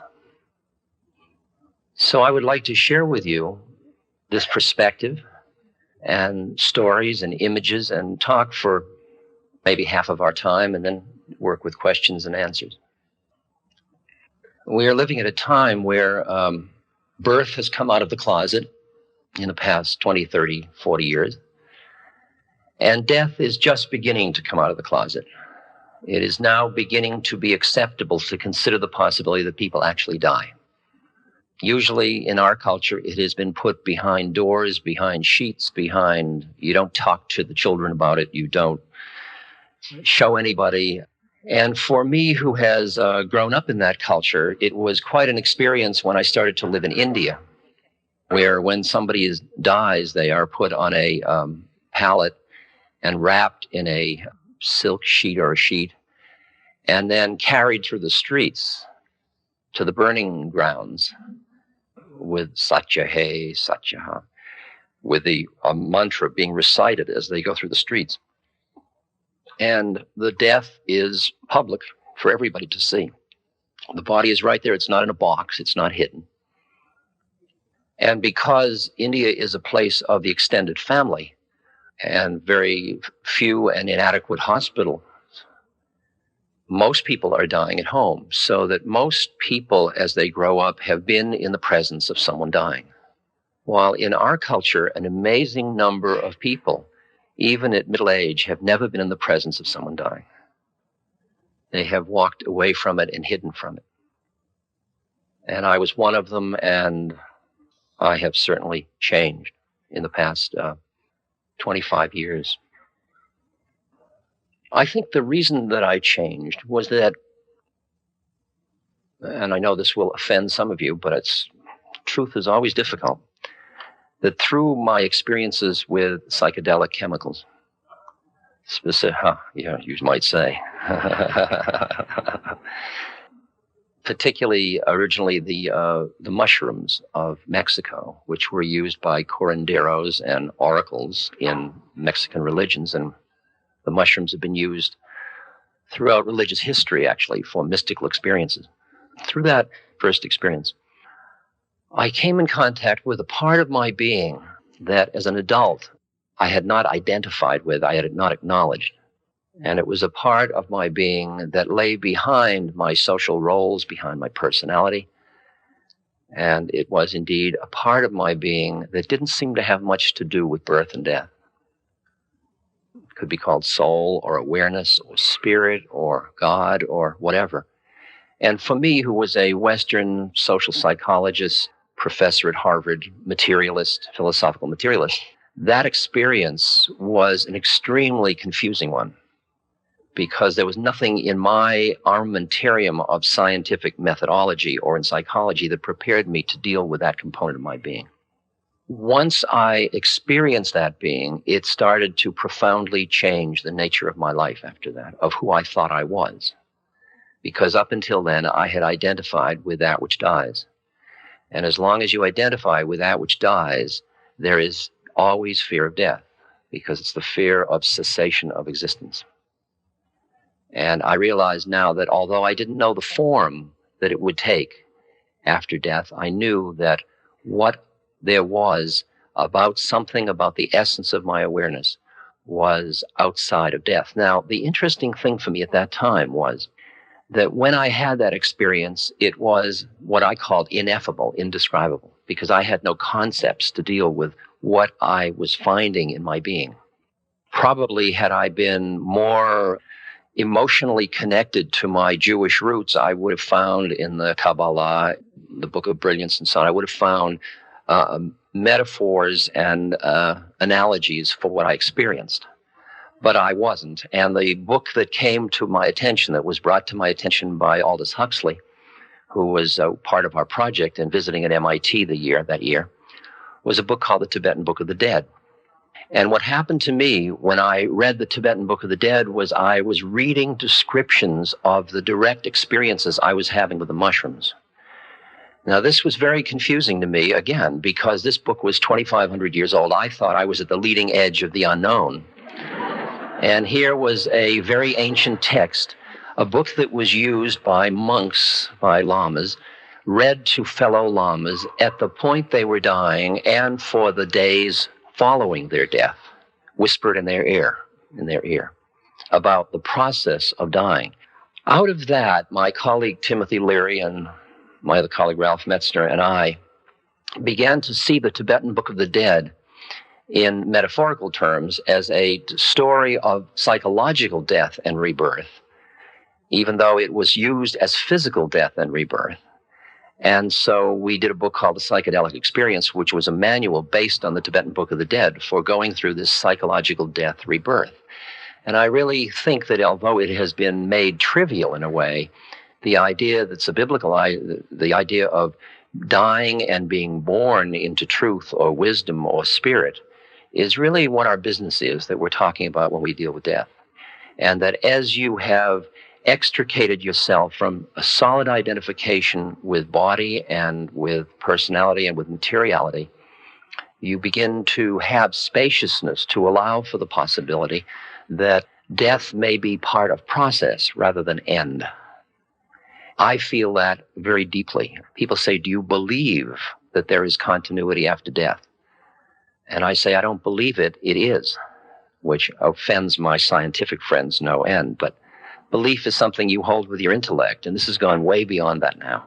So you may be just sharing my total pathology. I have no idea, and it's up to your intuition to decide that. I would never know if I was completely crazy. So to show you how crazy I am, I have a friend who some of you have met through books, a friend named Emmanuel. Emmanuel is a spook, a being that has dropped his body somewhere along the way and speaks through a lovely woman named Pat Rodegast. And I must point out to you, when I'm talking about channeled beings, that all beings that don't have bodies aren't wise.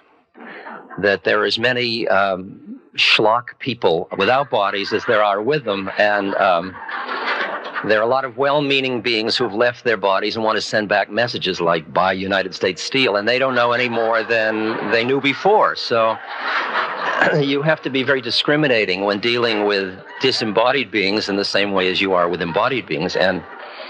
But Emmanuel has a lot of nachas. He has a lot of real wisdom, and he's like an uncle to me. He's just wonderful fun. And when I said to Emmanuel, I deal a lot with the fear of dying in this culture and death. What should I tell people? And he said, Ramdas, tell them that death is absolutely safe. Now, just put those two things together and realize what a far out line that is. Death is absolutely safe. And then he added one more image. He said, it's like taking off a tight shoe. Okay, can you hear that one? Like taking off a tight shoe. Now, just imagine that you, as spirit or awareness, have contained yourself in an incarnation or contained it in a conceptual model of who you are and on a storyline. And then at some point, you dissolve out of that, you break out of that, and there is this incredible release quality. Well, these kinds of things I'm talking about are very different from the way in which our culture is presently treating death. Presently, we see death as an enemy. The medical profession sees death as a failure. The temple of life is the intensive care unit. The medical person is the priest. When that became unacceptable, we then moved towards the hospice movement. Now, the hospice movement is extremely useful in coming back to a psychologically supportive environment, because intensive care units don't allow babies, they don't allow dogs, they don't allow flowers, they don't allow the human connections, give you psychological support. And the hospice movement was very interested in providing psychological support. And as such, it has played a useful role. And it provides a warm setting either in the home or in a hospice residential space for people to have psychological support and respect and dignity as a personality while they are dying. I want to support hospice and at the same moment express my reservations, because hospice, in order to be fully acceptable into the economic structures of the society, meaning Medicare and so on, has avoided the spiritual aspects. And it has done so quite intentionally, actually. And I find that Cecily Saunders, who started the hospice movement, who I think is a very caring human being, still says death is an outrage. And I personally don't experience that. So that I want to support the hospice movement as a step in the right direction, but I want to say that we have a lot further to go in terms of what our possibilities are for creating environments for people as they're dying where they can have the spaciousness to explore the process they're going through without being surrounded by people who feel sorry for where they are. And what I have tried to do with Stephen Levine and his wife Andrea and Dale Borglum, a number of people, is over the years create a space. We've had different programs like Dial a Death, where you can call up and talk to people and have pillow talk with people to share with them the process of staying conscious through dying. We've had the Dying Center. We had one in New Mexico. My model was, I knew that my being with people that were dying, here's my predicament.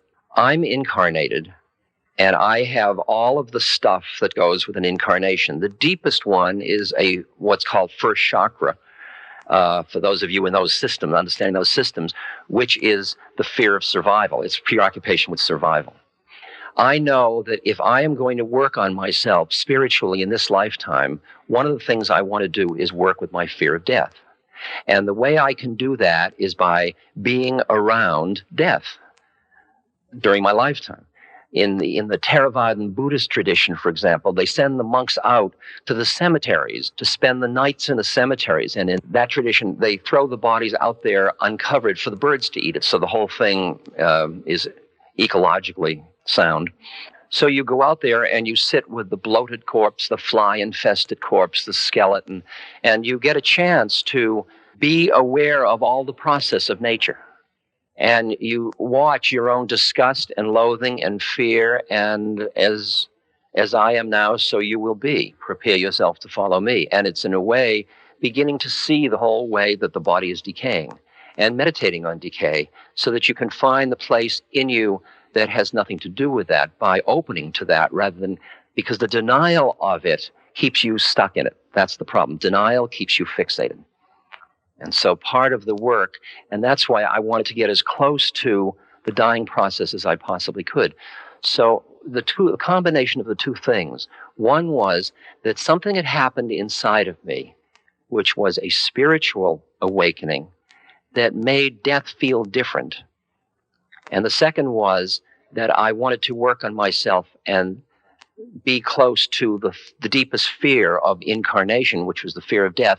That combination led me to start in about 1963 to work with dying people and to want to be available to them. What could I do? I wasn't a doctor. I wasn't a nurse. I'm not a lawyer. I'm not an ordained priest. So the question, what I could offer a human being, I've realized I've purified the way to say it now over the years. What I have offered another human being is a spacious environment with my mind in which they can die as they need to die. I realize that I have no moral right to define how another person should die. That each individual has their own karma, their own stuff to work out. It's not my job to say, you should die beautifully or you should die this way. I don't even know how they should die. Let me give you an example of that. I was helping my stepmother die. She was 69 or so, and she had developed cancer. And when she developed the cancer, she and I were good buddies, and my father was 18 years older than she was. My role was to be with her and to help her through this process. And she and I went to the doctors together, and we did the whole thing of getting all of the reports and dealing with all the emotions. Now, she was a very tough New England lady. She was a wonderful, grounded, tough, poker-playing, smoking, just fun. She was argumentative and tough and willful. She had this kind of stiff upper lip way of living life. And so she was doing that around her death. My job wasn't to say, hey, Phyllis, you should open to this. That wasn't my moral right. My job was just to be there with her. And I would lay on the bed and we'd hold each other and we'd just talk, and we'd talk about death and what we thought it might be like and all. But she was still very, very strong. But the pain of the cancer was very intense. And over time, it finally wore away her will. And there came a moment shortly before, maybe 4 or 5 days before her death, when she gave up. Now, in our culture, giving up is seen as failure. Everybody says, keep trying, keep trying. We surround people that are dying with a certain kind of falseness that comes out of our own fear.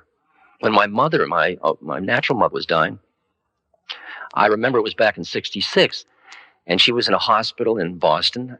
I would be sitting with her, and in those days I was taking a lot of psychedelics, so I'd usually be on something sitting with her. I'd watch people come into the room, all the relatives and doctors, and they're saying, you're looking better, you're doing well, and then they go out of the room and say, she won't live the week. And I thought, how bizarre that a human being is going through one of the most profound transitions in their life and is surrounded completely by deception. Can you hear the pain of that? That nobody could be straight with them because everybody was too frightened, even the rabbi, all of them, everybody. And she and I talked about it, and she said, what do you think death is? I said, I don't know. I look at you, and you're my friend, and it looks like you're in a building that's burning down, but you're still there. And I figure when the building burns, it'll go, and you'll still be here. And in a way, we just met in that space. So Phyllis, I was open, and she could ask whatever she wanted. I didn't say, now let me instruct you about dying, because she would have not accepted that. But then she gave up, and at the moment she surrendered, it was like watching an egg breaking, and some being emerged that was so radiantly beautiful and present and light and joyful. It was a being that she, at some deep intuitive level, knew herself to be, but had never been busy being all of her adult life. And she opened to this being, and she and I just basked in its radiance. And she, at that moment, had gone into another plane of consciousness where we were completely together talking, being, but the pain and the dying process was just phenomena that were occurring. At that moment, she was no longer busy dying. She was just being, and dying was happening. And to tell you how extraordinary this, just this, complete this story, right at the last moment, she said, Richard, sit me up. Because I'm Richard to my family. She said, Richard, sit me up. So I sat her up. I put her legs over the bed, and her body was falling forward. So I put my hand on her chest, and her body fell back. So I put my other hand on the back, and her head was lolling. So I put my head against her head. We were just sitting there together. And she took 3 breaths, slow, deep breaths, and she left. Now, if you read in the ancient Tibetan texts, the way in which conscious lamas leave their body, they sit up, they take 3 breaths, and they leave. Who was she? How did she know that? What was that about? I just want to play with you with the mysteries that I play with. Ramana Maharshi, who was a great Indian saint, was dying of cancer. And they said, let's treat it. And he said, no, it's time to drop this body. Because in India, it's called dropping the body. And you hear the implication of it, that there is something that drops the body. The body doesn't drop itself. The body is dropped. And his devotees started to cry. And they said, don't leave us, don't leave us. And he looked at them with confusion. He said, don't be silly. Where could I go? I'm just dying. Don't make such a big deal. It's like I'm just selling the Ford. It's not such a big deal. I'm just dying. So the dying center, in my mind, was an institution where people like me who wanted to be around people that were dying as part of their spiritual work on themselves would create the support system. whether they were nurses or doctors or attendants or whatever. And the place would be open to people who wished to use their death as a vehicle for their own awakening. Because as you're going through these processes, for a person that really sees life's journey as a one of spiritual work on oneself, this is an optimum set of experiences to work with, the process of dying.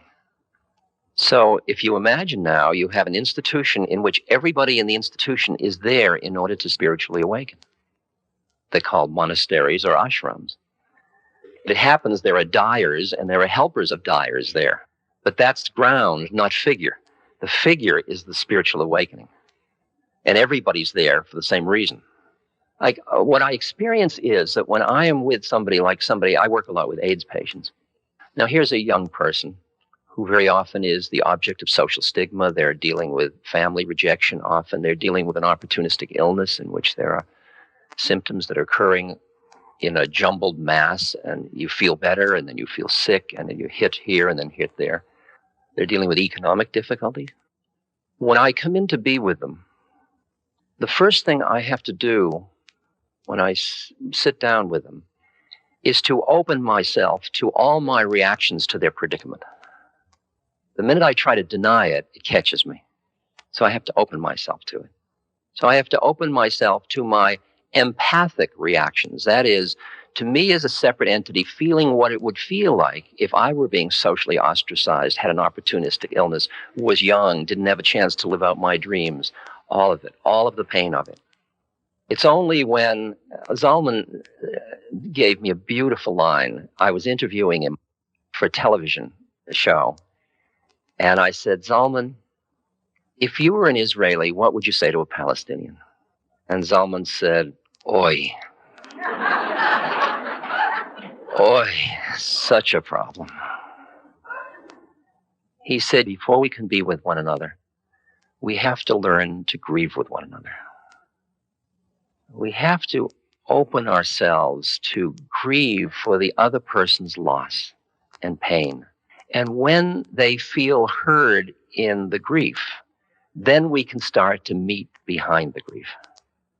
And what I've learned is, in whether I'm dealing in this, because I do a lot of work with political activists, and when I'm dealing with people of different ethnic origins and minority groups and all kinds of diversity, that I can always be my spiritual cuteness and up level and say, we're all one. What are you so busy being black or, Latino, Chicano, or whatever? They say, oh, that's not going to work. You are not hearing us. But if we sit with each other and grieve together, then we rise into the place of unity behind it.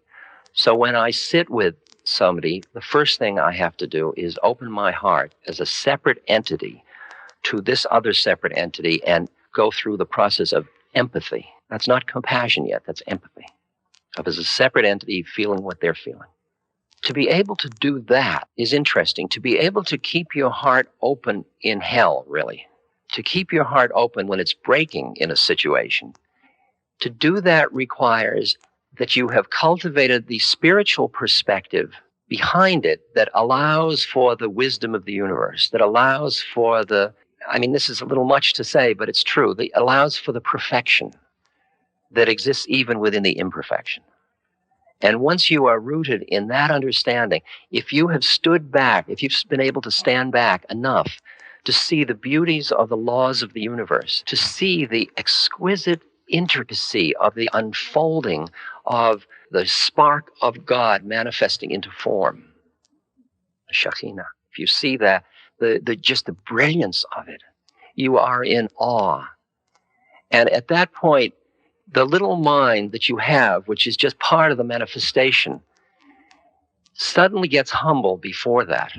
And instead of saying, this is terrible, this suffering is awful, if I were doing it, I'd do it differently, you say, I really don't understand. But there's a place in me that has faith in the unfolding. What has happened to me as a result of inner work, which I am talking about and commending to you, is that two planes of consciousness, living both with the perfection and with the pain of the suffering, allows you to stay with the pain without pushing it away, because you have the balance within yourself. It's as if you're part of the unity and you're also separate. You're part of the unfolding of all that includes suffering. Like with Phyllis, how am I to say now that the pain she went through that forced her to give up, that led to the spiritual awakening for her the few days before she died, I wouldn't have personally given her that pain, because I couldn't have done that. But am I to judge that as somehow wrong? And I'm faced with the paradox that I, as a human with a human emotional heart, want to take away your suffering. And at the same moment, there's another part of me that understands that suffering is grace. That suffering is the sandpaper from the spiritual point of view that is awakening people. And once you've started to spiritually awaken, you re-perceive your own suffering and start to work with it as a vehicle for awakening. Now, the interesting part of that paradox is you don't say to another person that says, oh, I'm suffering, you don't say, hey, it's grace. See? You have to give people space to do what they need to do. And if they're at the stage of their evolution where they see their suffering as this horrible thing that's being done to them, you can do the best you can to remove their suffering, the way they're experiencing their suffering. As my guru says, God comes to the hungry in the form of food, and you get what you need. So when I come in with somebody, well, let me give you an example. A woman, 42 years old, very wealthy, very beautiful, very talented, very creative, is dying of AIDS. And she comes to me several months before she's dying, and she said, Ram Dass, I wonder if you would help me die. And I said, well, great, we'll do it together. So we started to meditate together, we started to talk, we started to read things and discuss them. And she said, I'd like to stay as conscious as I can through this process. Because you understand that the more you are aware of the spiritual nature of life, the more you see the moment of death as a moment for release, for taking off the tight shoe. And the art form in dying is that at the moment of death, you are neither grabbing at life nor pushing it away. You're neither pushing nor pulling. It's the attraction and aversion that keeps you holding to form. So to prepare for the moment of death, when the processes that go on in consciousness are a dissolving of boundaries, a speeding up of awareness, a kind of an opening and expanding, to be in that process where you don't go, no, and grab hold, one prepares. One prepares for the moment of death. And it's interesting that in almost all the Eastern traditions, people see one of the works of life is the preparation for the moment of death. Now, each person does what they can do. We don't make believe we're more ready than we are. So that I'm very pleased that we're getting to the point now where people can decide how much pain medication they need in collaboration with their doctor, rather than the nurse saying, you had it 4 hours ago, you can't have any more. Each person knows, and when they know they have control over the pain medication, they need a lot less, it turns out, because a lot of it is their fear of pain that they're dealing with. So with Mary, as I started to get to know her, she was an absolutely beautiful human being. Her family had ostracized her, and she had many, many wonderful friends. We started to be together in the hospital when she was finally in the hospital. We just sit and hold hands and look in one another's eyes. And what I then was able to do, see, after the first stage, when you empathize with the pain of another person, then comes the next stage where you start to meet the person behind it all. It's like, are you in there? I'm in here. Far out. What are you doing in there? I mean, if I can just run you through this kind of oversimplified model, if you had a little television receiver channel right here next to your eyes, what you're finding, what we're talking about is planes of consciousness or channels on a television set. And most of us, most of the time in this culture, act as if we have a 1 or 2 channel set. We don't have cable. And today we're talking about cable. We're talking about acknowledging all these other channels that are floating around in the room, but we're not picking them up because we don't know how to tune our receiver. That's basically what this is about. So on the first channel, when you look at another human being, you see old, young, dark, light, fat, thin, etc. You see physical body. And if you're obsessed with your physical body, that's what you see when you look in the world, other people's physical bodies. That's the channel you're on. If you flip one channel, then you're in the psychosocial realm. You see power and you see happiness and sadness and neurosis, and it's the therapy channel. It's the social role channel. It's where there are mothers and truck drivers and all lawyers and all the different roles and identities, all the social stuff. That's all a channel, and that's as the world turns, and it's a never-ending source of fascination. I mean, it just goes on and on and on and on. Most people are happy with channel 2. Right. In channel 1 and 2, about 98% of the people you've ever known are busy with those 2 channels all the time. Okay. But now we're talking about something else. We're talking about shifting. Now you shift one more channel, and there's a little in-between one, which is called, it's like the astral plane. It's where you're dealing with archetypes, the Jungian archetypes. You're dealing with what's called astral or mythic roles and mythic identities. It's that sort of place where you see people in their mythos rather than in their personality structures. You look at me and you say, he's an Aries. I just knew it. You know, it's a Sagittarius and Leos, and you see there's 12 of us in various permutations. If you flip to the next channel, you go behind all those individual differences and you just see another soul just like you that has all that packaging that's different than you, but is just another being just like you. That's when you say, are you in there? I'm in here. How'd you get in that one? And you see all of the stuff of the personality and the astral and the mythic and the body and all of it as like packaging. And you see the spiritual individual entity. And just for fun, if you turn the channel once more, what it is it's looking at itself, looking at itself. There's only one of it. It's awareness, aware of itself. And just to keep the Buddhist happy, you turn it once more and it all disappears, which is basically the one in itself. It's basically the one in itself rather than looking at itself. First of all, most of our images of love in our society have to do with romantic love. They are poetic love. They are interpersonal love. I love you, you love me, we love each other. We all give lip service to, but hardly ever really acknowledge that there is another kind of love that is not interpersonal. We call it conscious love or Christ's love, or God's love. And the image I have is that when you grow up in a society of conditional love, which most of us have grown up in because of the way in which we are socialized, we end up very needful for love. And that's why a lot of the literature is about love and affection. It's as if there's something in us that's very hungry. We're on a deprivation diet. And so when we meet somebody who has the key to unlock something in us, we experience that we are in love. And we say, I am in love with you. What we're really saying, another way of saying it in a kind of an instinct literature is, you are the key stimulus that is releasing the mechanism in me that allows me to be in love. You're my connection.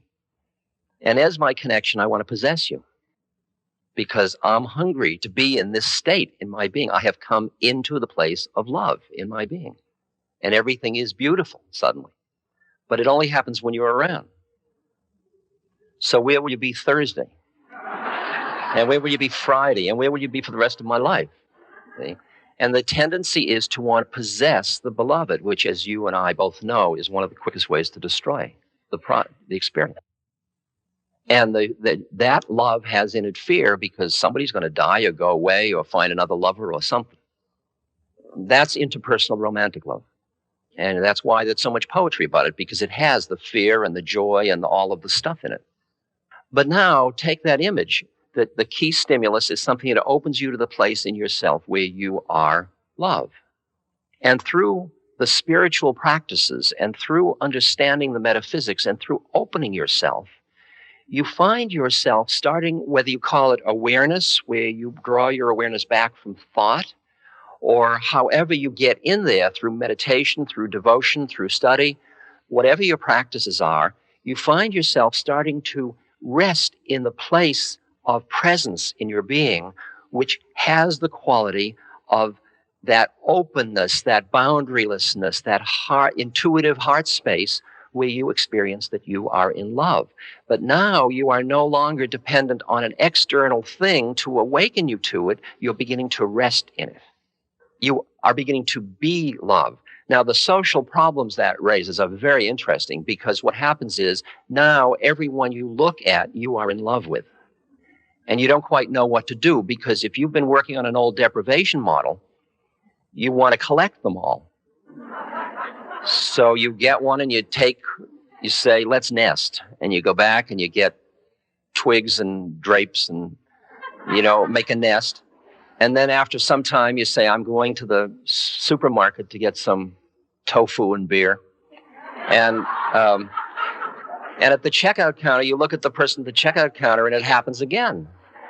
I mean, because now the eyes you see are the windows to the soul, and the soul rests in love. The soul is a being within the place of love. So you look and there's your beloved.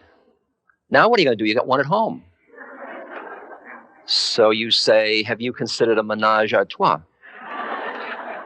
But what are you going to do then? Are you going to not walk down the street and look at anybody? Because it's going to keep happening. And you realize that you're going to have to give up your deprivation model because there's an abundance of love. You're going to have to stop collecting it. And you're just going to start to go so that you pass your beloved on the street and you don't even wink. So you go through stages of at first you can't believe it. See? So you get down the street and you meet one and you say, let's have coffee together, or give me your telephone number, in case I run out of the others later. I want to know that this one is, because it's so beautiful. And then after a while, you just keep letting go and letting go and letting go until you realize that isn't the way. You're just living in this presence of love. Because the thing that has closed you down is the fear of the other person's pain and suffering. And once you have that spiritual perspective that allows you to keep your heart open in the hell and the pain and the grief and the stuff, then you can start to be in love with another human being without feeling the possessive quality about it. And so with Mary, I'm sitting with Mary and I am falling into love with her. And that is both levels. The personal level, I'm attached to her. I don't want her to die. I've gotten to love her so much, I don't want her to die. And the other part, she and I are just floating in the ocean of love. And I realize, and what she is experiencing is such an intimate human contact as I am. We are both dying together. And we go right up to the moment of death. And at that point, what happened to me in that case was I then found myself separating myself from her because I wasn't yet capable of staying in love through death. And that's my work on myself. I could stay in love through dying, but not through death yet. And yet, love transcends death. But to be that wisdom is different than knowing that wisdom. And I am dying into that wisdom. Is this too weird for you, or are you still here with me? Because I work a lot with people that are grieving, and my way of supporting grieving is to say, grieve. My God, grieve. Don't try to stop grieving. Don't be strong. Grieve some more. Go grieve some more. Just allow the human pain. Don't hide it. Just let it keep going through it. And then at some point, you will quiet down naturally. It might take a couple of years. Who knows? At some point, you will quiet down.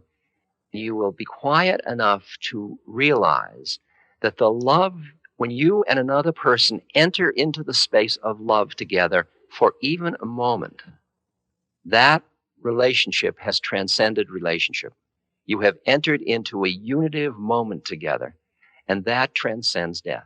And at that moment, when you quiet down enough and you're sitting with your beloved, you suddenly realize that where did they go is reminded of her. She said, where could I go? I'm still here. Just the form that left. You were busy missing the form. You weren't missing the essence because the essence is here. And when you recognize that, you feel as a human being enriched by everybody you have loved instead of deprived by the loss of their form. You realize that they're living through you and that everybody you've ever loved is part of the fabric of your being now in the way in which you go forward. And that's where grief gets transformed into a living love space, a spiritual transcendence of the pain. There was a nurse in a seminar that Elizabeth Kubler-Ross and I were doing together. She was about in her, I think, late 20s, and she had 3 children, and she had advanced cancer. And she had been through many, many operations. And it was a very poignant story with 3 young children. And she said to the audience, what would you feel if you came to visit me in the hospital? And different people raised their hands, and Elizabeth wrote on the board, and some of them said anger, and some of them said anger at God, some of them said pain, some of them said sadness at your plight, some of them said confusion, a whole list of things. And she then said, you see the predicament? She said, all of you were so busy being with 28-year-old nurse with 3 children with cancer. Nobody was with me. You see the issue, I mean, when working with an AIDS patient or cancer patient, the symbolic power of dying is so powerful that it's extremely hard to get through it, to be with the person behind it. Like I have a friend, Kelly, who was a quadriplegic. Kelly was a quadriplegic. He was hit on the side of the head when he was about 9 years old, and it was misdiagnosed. So you can hold his hand over an alphabet board, and he can spell out words, and that's the way he communicates. And he's like this, and he's fully awake and fully brilliant, and he's 33 years old. Kelly is a delight, absolutely a delight. I had Kelly introduce me once when I was speaking before a group of doctors and holistic health healers, and about 500 people in the audience, and Kelly was wheeled onto the stage, and of course they were all aghast, like Kelly spells out RD, Ramdas, RD says we are not our bodies, amen.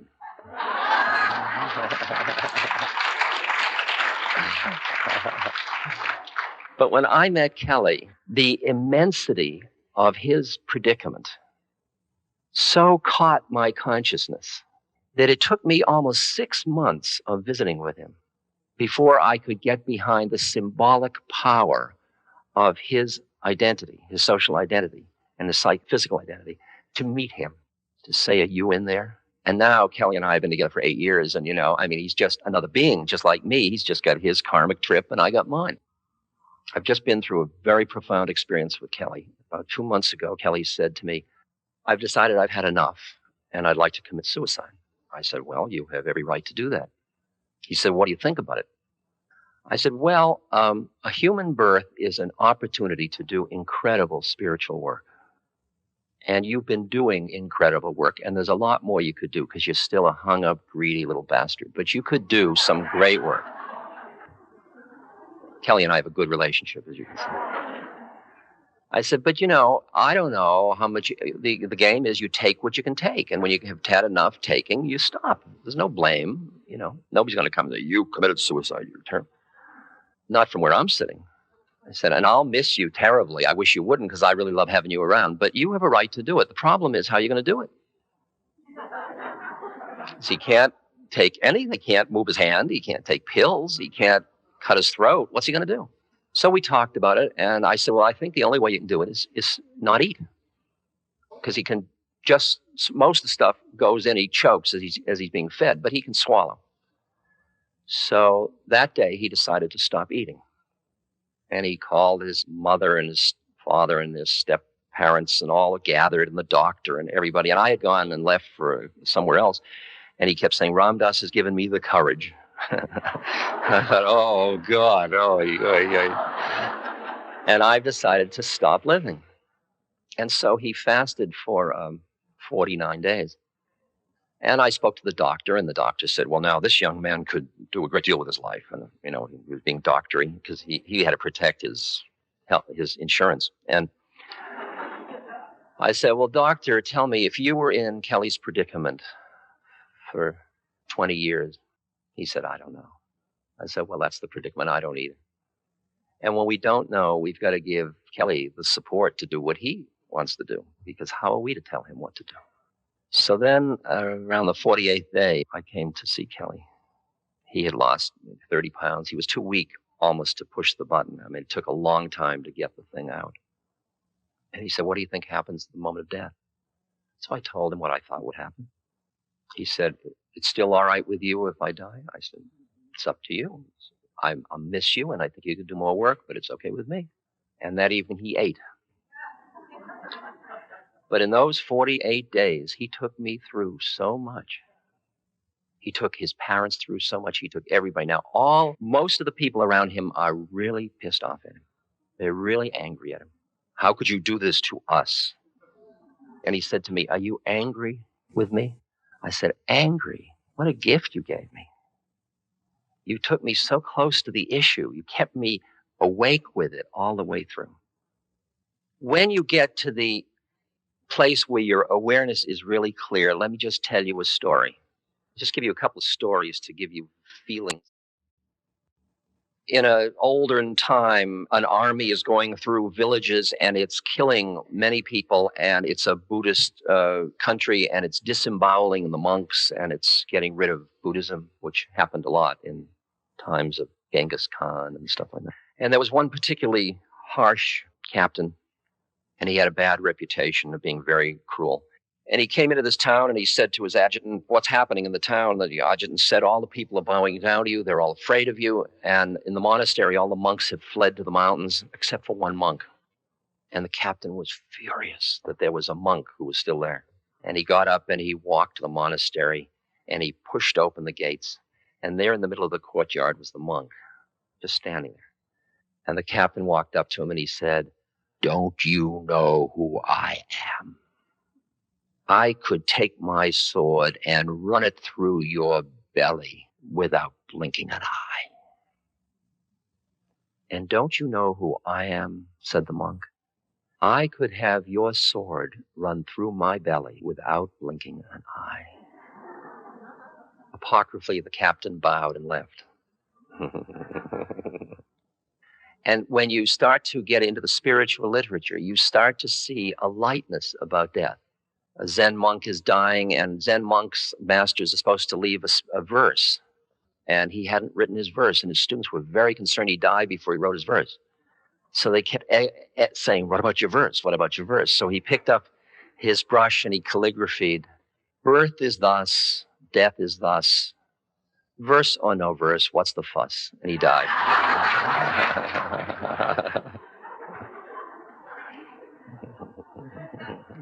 I want to read you just two things. And I went way out on a limb here, and I had to do this, and I'll explain why. This is one of the hardest stories you'll have to hear.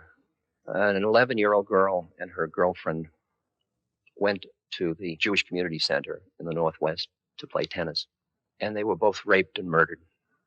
And I was called that night by somebody who said, the parents are people who have read your books and listened to your tapes, and perhaps there's something you could say to them at this moment.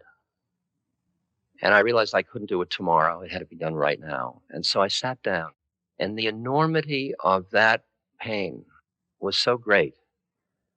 It catapulted me out of the ego part of me that felt insecure in writing. And so I wrote this letter, which I'd like to share with you. Dear Steve and Anita, Rachel, the daughter, Rachel finished her work on Earth and left the stage in a manner that leaves those of us left behind with a cry of agony in our hearts as the fragile thread of our faith is dealt with so violently.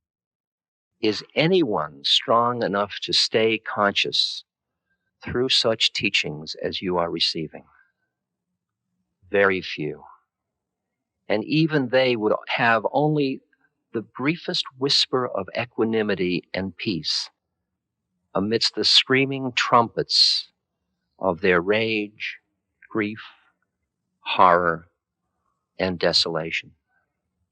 I can't assuage your pain with any words, nor should I. For your pain is part of Rachel's legacy to you. Not that she or I would inflict such pain by choice, but there it is. And it must burn its purifying way to completion. For something in you dies when you bear the unbearable. And it is only in that dark night of the soul that you are prepared to see as God sees and to love as God loves. Now is the time to let your grief find expression. No false strength.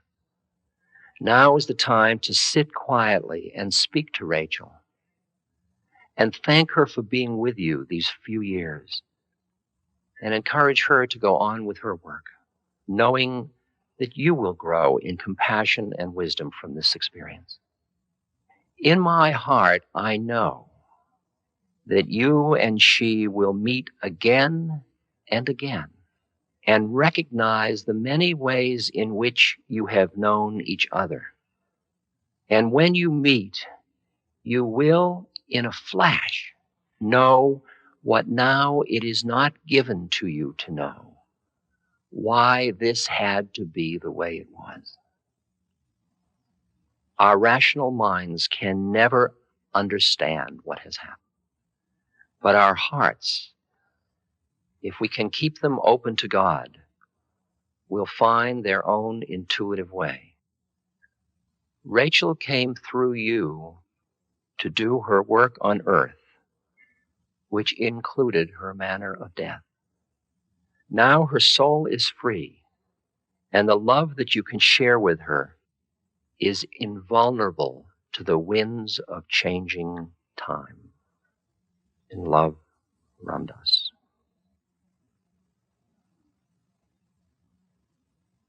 Let me just share with you one more story. When I came back from India in 1968, I was living in New Hampshire on my father's farm. And a young fellow came to see me. He was about 18 or 19. He was living on the Lower East Side of New York. He was from Russian parents. And he was from quite wealthy parents, actually. But he was living as a kind of a hippie in New York with his girlfriend. And he came to see me and he said, I'd like to study yoga with you, hatha yoga and so on. I was teaching all those things at the time. And we sat together, and he was a very unusual fellow. And at one point, we were looking in one another's eyes, and this blue light flashed between our third eyes. And it was so powerful, we both fell over backwards at the same moment. And I had no idea what that was. So he began to study yoga, and he would come to see me. His parents had a place nearby in an island, and he would go there, and he came to see me. And he started to improve. He was doing hatha yoga. Pretty soon he was doing it. By the end of the summer, I said, look, you now need a real teacher. I mean, I'm great, but I'm kind of a schlock, teacher, and you need a real one. And so I'd suggest you see so-and-so or so-and-so. He said, well, I think I have enough of the basics. I'm going to go into a cave on my parents' place down in Arizona, and I'm just going to do yoga all winter. If I can just fly to wherever you are once a month and see you, fine. So every month he would fly to see me, and he was starting to look like a yogi. He was fasting, and he was getting that kind of look about him. And then he didn't come in February, and he didn't come in March. And in April, and I didn't think much about it, in April I got a letter from his mother saying, my son has entered Mahasamadhi, which in India means it's when you die and you enter the enlightened state. That's very strange for a Russian woman to say to me. And I realized she was saying her son had died. She said, I'm coming to see you because I have to show you his diary. So she came to see me, and she was somewhat of a hysterical woman, and she showed me this diary, and it said, scribbled in big scrawl on the pages was, Mother, I have finished my work. I am with Christ, and I'm with Maharaji, which is my guru, who he met through me. Tell Ram Dass it's all right. I will be watching over you. You need have no fear. Vaya con Dios, go with God. love, signed it. She says, see, he finished his work. To be honest with you, what happened to me when I looked at that book was I saw this big scrawling writing, and I thought, where have I seen that before? And then I remembered that in all the times I've taken LSD, there are moments when you are way, way, way out there, and you suddenly see the grand design of the entire universe, and you want to remember it. So I would stagger across the room to get a pen and something to write on. And I'd write this laboriously, this wise thing, which the next day would turn out to be like the word is. Which undoubtedly was the secret of the universe, except I no longer understood it. So it looked to me like it was acid writing. And I thought, uh-oh, he took acid, and he probably, because they found him in his cave with blood on the walls from his nose, he probably took acid and did pranayama or something and burst his heart and died. She said, he did finish his work and he's enlightened, isn't he? I said, well, I don't know. But I said, I know somebody who would know, my guru in India, because he knows everything. I'll ask him, I'm going in the fall, I'll ask him, send me a picture of your son. So she sent me his high school graduation picture, which I put in my valise for going to India. 6 months later, I'm in India. I've forgotten about the picture. It's in my stuff. One day, we're sitting with my guru, my spiritual teacher, and he's looking through everybody's bags and taking out their pictures and looking at them and kidding about them. And I remember this picture. So I go back to my room and I get the picture and I bring it out. I don't say a word about it. I haven't talked to anybody about it. And I place it on his thing he's sitting on in front of him. And he's talking, and finally he looks down. He looks at this high school graduation picture and he says to me, he's dead. I said, yep. He said, he died from your medicine, meaning the LSD. I've got to tell you, I've forgotten one part of the story. 2 weeks after the mother came, his friend came, his brother actually came. And he said, I've got to tell you this. He said, I went to visit with a friend of mine. I went to visit my brother out in the cave. And I brought some acid, and we all took acid together, and we went swimming. And while we were swimming, he came over to hug me, and I went into a homophobic reaction, and I pushed him away. And he got upset, and he told us to leave, and that was the last time I saw him alive. So now you see what I had in my mind. He took acid, paranoid, went back, tried to do yoga, killed himself. That's not enlightenment. Now Maharaji, my guru, is sitting there. He says, he died from your medicine. I said, see, I knew it. And Maharaji looked at me and said, nah. He heard the tone of my voice. And then Maharaji said, he is one with Christ and with me. He finished his work. He is watching over his mother. She need not fear. And he quoted word from this boy's diary. Exactly, word for word. And he said he told her to go with God. He said he finished his work. And when he said that to me, all of my models about how you're supposed to die were completely undercut. And I realized that when somebody was ready, the hook came out from the side of the stage and they left. And our models of you're supposed to go out dancing were just our models. That it was a much deeper story than that. And my guru said, nobody dies a moment before their time, and nobody remains a moment after it. And in Tibet, where they have cultivated so much awareness free of identity with that which changes, there are lamas who are so conscious that there was one that sent out cards to everybody saying, I will be dying next Thursday at 2. Won't you come by for tea? People came, they had tea. He turned around 3 times, sat down, went into samadhi, and left his body. Now, I just want to play with the edge of the mystery with you. The mystery of Anita's death, the mystery of Mary's death, the mystery of the mystery. There's one more little funny story. Mother and Dad exchanged 1 red rose on every anniversary as a token of their love. My mother died in 1966. Big funeral at the temple. Everybody's there to share the grief. The casket is covered with a blanket of roses, red roses.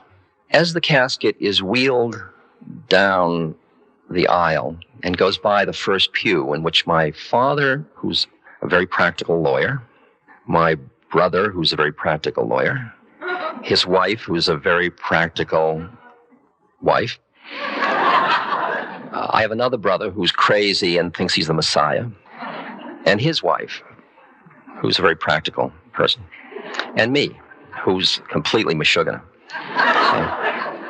So as the casket goes by, one rose falls off the blanket at my father's feet. Now, who can resist? We all see the rose. As we are leaving, my father reaches down and picks up the rose, and we go out and get into the Cadillac limousine for the ride to the airport.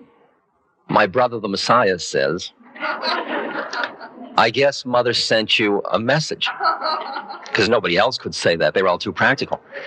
But everybody agreed, because they were all in that state. You know, I mean, they'd never agree on other conditions, but they all agreed. The next thought in the car was, how will we save the rose? Okay. This was in 1966, so preserving methods were it involved suddenly telephone calls and thises and that's and flying it in ice to somewhere. And it was put in a glass container, with water in it, sealed in, and it was on the mantelpiece. But the method hadn't worked quite well. And slowly the water turned this kind of brackish, brownish quality. And after a few years, my father was ready to remarry. And carrying this brackish thing. So it ended up in the back of the garage where I found it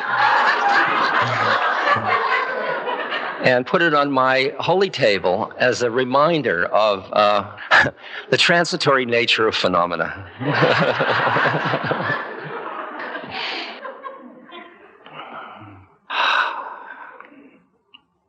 In Tibet, when they give you the instructions, they say, at the end, as the earth element leaves, your body will feel heavy. As the water element leaves, you will feel dryness. As the fire element leaves, you may feel cold. As the air element leaves, your out-breath will be longer than your in-breath. The signs are now here. Don't get lost in the detail. Let your awareness go free. Imagine, oh, I'm thirsty. She's thirsty. Give her water. I'm cold. Instead of, the earth element. The water element. Just recognize what an adventure this transformation is. The appreciation of death and the spiritual journey after death is the prerequisite for living life joyfully now. Death does not have to be treated as an enemy for you to delight in life. Keeping death present in your consciousness as one of the greatest mysteries and as the moment of incredible transformation imbues this moment with added richness and energy that otherwise is used up in denial. I encourage you to make peace with death, to see it as the culminating adventure of this adventure called life. It is not an error. It is not a failure. It is taking off a tight shoe, which you have worn well. But those that find the way in the morning can gladly die in the evening, it is said in the mystical literature. So I encourage you to explore and find in your being that part of you that is on those other channels, so that when on channels 1 and 2, the World Turns series comes to its final chapters, you won't be caught in feeling loss, but rather the adventure. Because from where I'm sitting, life on this plane of reality because I live in the world of reincarnation, of karma, of life on this plane is like being in the 4th grade. You took birth here because you had certain work to do that involved the suffering you do, the kinds of situations you found yourself in. This is your curriculum. It's not an error. Where you are now with all your neuroses and your problem, you're sitting in just the right place. Imagine that. Imagine that. Nobody made an error. And all that stuff in you of saying, if only I could be. No, this is it, including the if only. It's perfect. And then at the time you graduate and somebody says, oh, but he died so young. So if you graduate from 4th grade early, big deal. Wonderful. Don't get so caught in worshiping life that you lose the balance, that realizing that the Spirit says, live life fully and richly as a partner with God, and at the same moment, don't be afraid of the next thing. Go towards it with openness and with love, and not with forbidding. All right. As the poets have mournfully sung, death takes the innocent young, the screamingly funny, the rolling in money, and those who are very well hung.